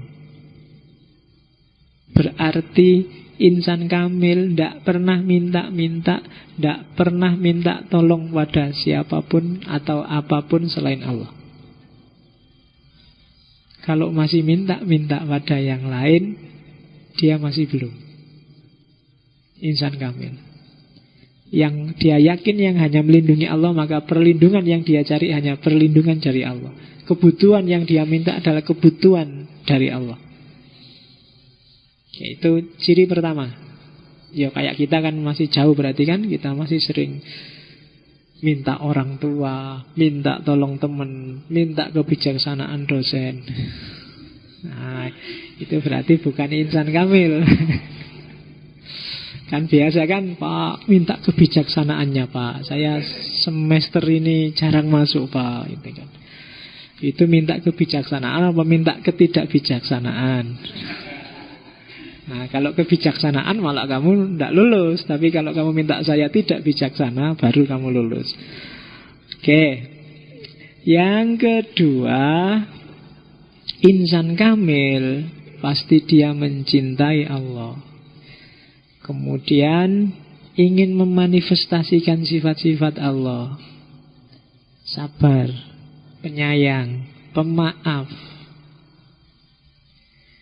Insan kamil pasti. Tapi yang kemerungsung, ngamuan, dikit-dikit matanya melotot. Nah, itu berarti belum, masih jauh. Harus latihan lagi. Tidak gampang sabar itu. Tidak suka itu wajar. Tidak apa-apa kamu tidak suka, tapi jangan tidak sabar. Saya tidak suka BBM naik, tapi bukan berarti terus kamu ngamuk-ngamuk. Ketika kamu ngamuk-ngamuk, mungkin yang lain tidak terlalu rugi. Kamu sendiri yang dapat rugi banyak. Khususnya secara spiritual. Kenapa? Ketika begitu kamu ngamuk-ngamuk, perilakumu tidak terkontrol. Ucapanmu juga tidak terkontrol. Nafsunya yang dominan, kalau menurut Ghazali namanya nafsu amarah. Orang yang kena nafsu amarah itu akalnya mati, hatinya mati. Boleh demo tapi jangan sambil marah. Isora ya? Nggak tahu saya, tapi usahakan jangan sambil marah. Kritikan nggak apa-apa, teriak nggak apa-apa. Susah ya teriak tapi nggak marah itu ya. Tapi ya usahakan pokoknya batinmu jangan marah deh. Dan jangan benci pada siapapun. Bencilah kebijakannya, keputusannya, perilakunya, tapi jangan orangnya. Itu yang latihannya berat. Saya mungkin juga tidak bisa. Tapi ya harus latihan. Kenapa harus latihan? Karena kita ilaihi roji'un. Hidup kita itu harus selangkah demi selangkah, dikit-dikit semakin dekat pada Allah. Jangan serta-merta, oh tidak bisa Pak, berat terus ditinggal. Tidak. Harus latihan dikit-dikit. Malayudroku kulluhu, layudroku kulluhu. Yang nggak bisa dicapai semuanya, ya jangan ditinggal semuanya. Latihan dikit-dikit aja, pelan-pelan. Pas lagi marah, ingat tidak apa-apa. Astagfirullah, aku kok marah. Tetap nggak setuju, tapi jangan marah deh. Kan gitu. Oke, yang ketiga, orang yang kalau ada apa-apa selalu ingin kembali pada Allah. Ya manifestasinya adalah tobat, istighfar. Pokoknya ada masalah apapun, ada keliru atau melakukan apapun, selalu dikembalikan pada Allah. Itu wali sufi mentalnya. Ada apa-apa Allah, ada apa-apa Allah, ada apa-apa Allah. Dan itu nanti yang disebut oleh Ghazali, maka lama-lama aliran darahmu akan zikir sendiri Allah-Allah. Dan kalau di Ibnu Arabi, kalau kamu baca tentang wali-wali, orang yang aliran darahnya zikirnya adalah Allah, dia akan nyampe karomah level 19. Karomah itu ada levelnya. Karomah level 19 adalah orang yang sampai level kun. Level kun itu apapun keinginanmu akan wujud. Kalau aku bilang teh ini harus jadi susu, akan jadi susu. Cuma ya nggak mungkin wali kayak gitu. Ya, karena nggak sembarangan. Orang yang nyampe level spiritualitas tertentu yang bisa kayak gitu. Dan orang yang nyampe level ini nggak mungkin iseng kayak kita. Ya. Ya, makanya kita nggak nyampe karena mental kita masih mental iseng. Tak bayangkan kamu bisa kayak gitu, balik kamu kankun aja. Ya kan? Ada apa-apa, ya kan? Ih, dompet kosong. Kun, penuh lagi. Oke, iya wis karepmu lah ngono. Makanya Allah itu ngerti lah kamu, makanya nggak dikasih itu. Oke. Yang selanjutnya orang yang selalu tazkiyatun nafas. Jadi ada kotoran apapun di batin cepat-cepat dibersihkan. Biar Allah selalu tampak dalam cermin batin kita. Karena kalau dia kotor nggak tampak. Yang selanjutnya orang yang selalu bersyukur. Wali sufi. Ya itu lanjutannya tadi, dia nggak pernah komplain. Bahkan musibah sekalipun bagi dia, ya ini dari Allah kan musibah itu, monggo ndak apa-apa, ikhlas. Nggak pernah mengeluh.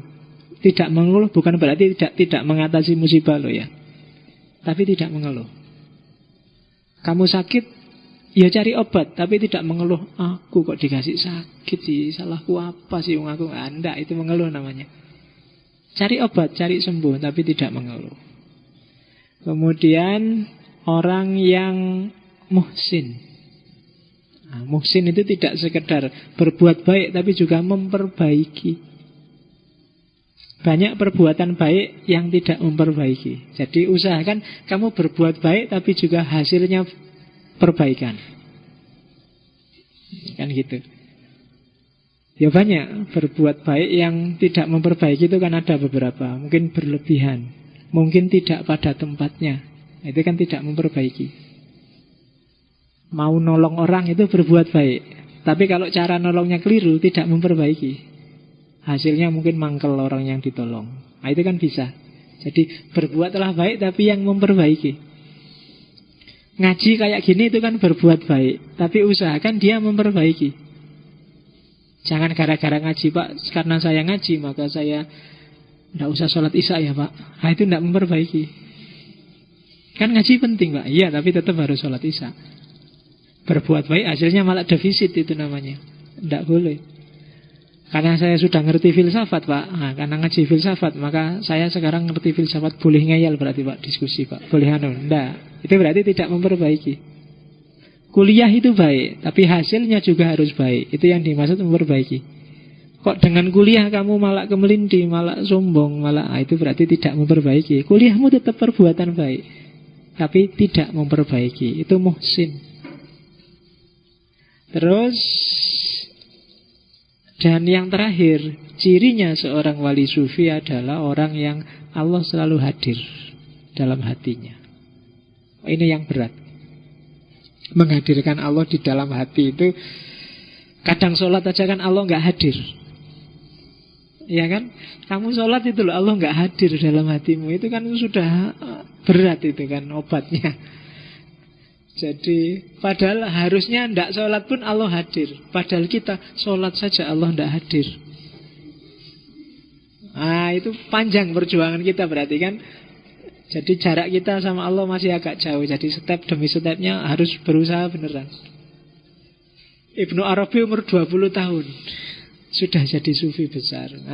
Kita sudah umur 25 tahun masih bingung dengan diri kita sendiri.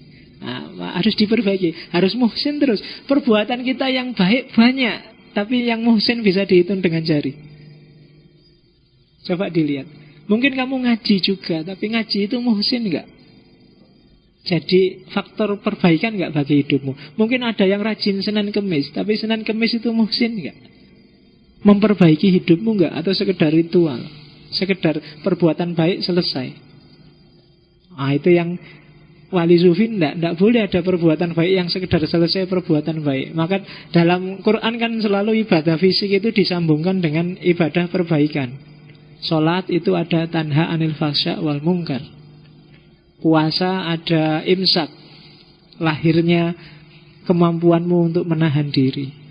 Zakat, lahirnya penyucian harta, kerelaanmu untuk berbagi. Haji melahirkan mentalitas kebersamaan. Itu kan selalu ada visi perbaikannya. Nah, selama ini kita sering berhenti di berbuat baik, tidak nyampe ke level perbaikan. Dan di antara cara untuk biar jadi perbaikan itu hadirkan terus Allah. Biar kita selalu bareng dengan cahaya. Kan kayak di Surawardi kemarin kan, ada apa-apa ukurannya tinggal ini cahaya apa kegelapan. Kalau cahaya ayo jalan, kalau gelap ya jangan. Dan apa sih ukurannya gelap apa cahaya? Kamu sendiri yang tahu, tanyakan hatimu. Tapi hati saya nggak jelas, mungkin hatiku gelap Pak sekarang. Berarti kamu harus riyadhah tazkiyatun nafas dulu. Wah, itu kan rumusnya itu kalau di Sufi Jumat. Oke, alhamdulillah Ibnu Arabi pengantar. Ya, saya harus tegaskan pengantar itu karena sebenarnya masih panjang dan luas teori-teorinya Ibnu Arabi. Ini pengantar teorinya. Silahkan kamu masuki satu-satu. Setiap isu yang tak angkat di sini itu penjelasannya panjang dan luas. Bahkan setiap sub isu itu dia jelaskan sangat panjang lebar. Oke, dan mungkin gak sama persis kayak yang tak jelaskan karena itu kan nunggu ilham dari Allah kan saya keluarnya kalau di sini itu. Entah yang keluar apa bisa metu-metune ya, itu berarti dari atas. Sudah tidak rasional lagi nunggu intuisi itu sudah. Oke, kalau ada yang mau komen 1, 2 enggak apa-apa. Kalau nggak ada, alhamdulillah. Ya, alhamdulillah. Minggu depan kita akan ketemu puncaknya tradisi iluminasi, yaitu Sadruddin Shirazi Mula Sadra. Setelah itu saya cukupkan yang dari tradisi iluminasi. Pada saatnya nanti kita akan kembali ke Islam lagi. Entah kapan, mungkin di Islam di modern sebelum Islam kontemporer, tapi saya tidak tahu kapan.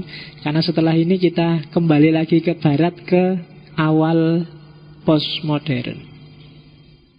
Ke awal postmodern itu ada beberapa ideologi neo. Ada neo-marxisme, ada beberapa neo yang neo-positivisme ada. Nanti beberapa kita bahas. Setelah awal modern, terus kita awal postmodern, kita ke filsafat timur sebentar. Mungkin tak awali di Cina. Setelah itu balik lagi ke postmodern barat yang belum selesai, terus kembali ke Islam mungkin. Setelah Islam ke barat sebentar, mungkin model tematik, apakah itu semiotik filsafat bahasa ataukah hermeneutik atau apa. Pokoknya setelah selesai zaman postmodern kita masuk ke tema. Yang belum selesai dengan zaman ya kita lanjutkan mungkin filsafat Islam yang modern. Dan selanjutnya nanti ada filsafat Islam kontemporer, atau filsafat timur India, atau filsafat timur Persia. Kita tidak tahu nanti ketemunya apa. Yang jelas diikuti saja. Entah moodnya, nunggu ilham dari Allah nyampainya apa nanti. Oke, saya kira itu. Wallahul muwafiq, wallahu a'lam bissawab. Wassalamualaikum warahmatullahi wabarakatuh.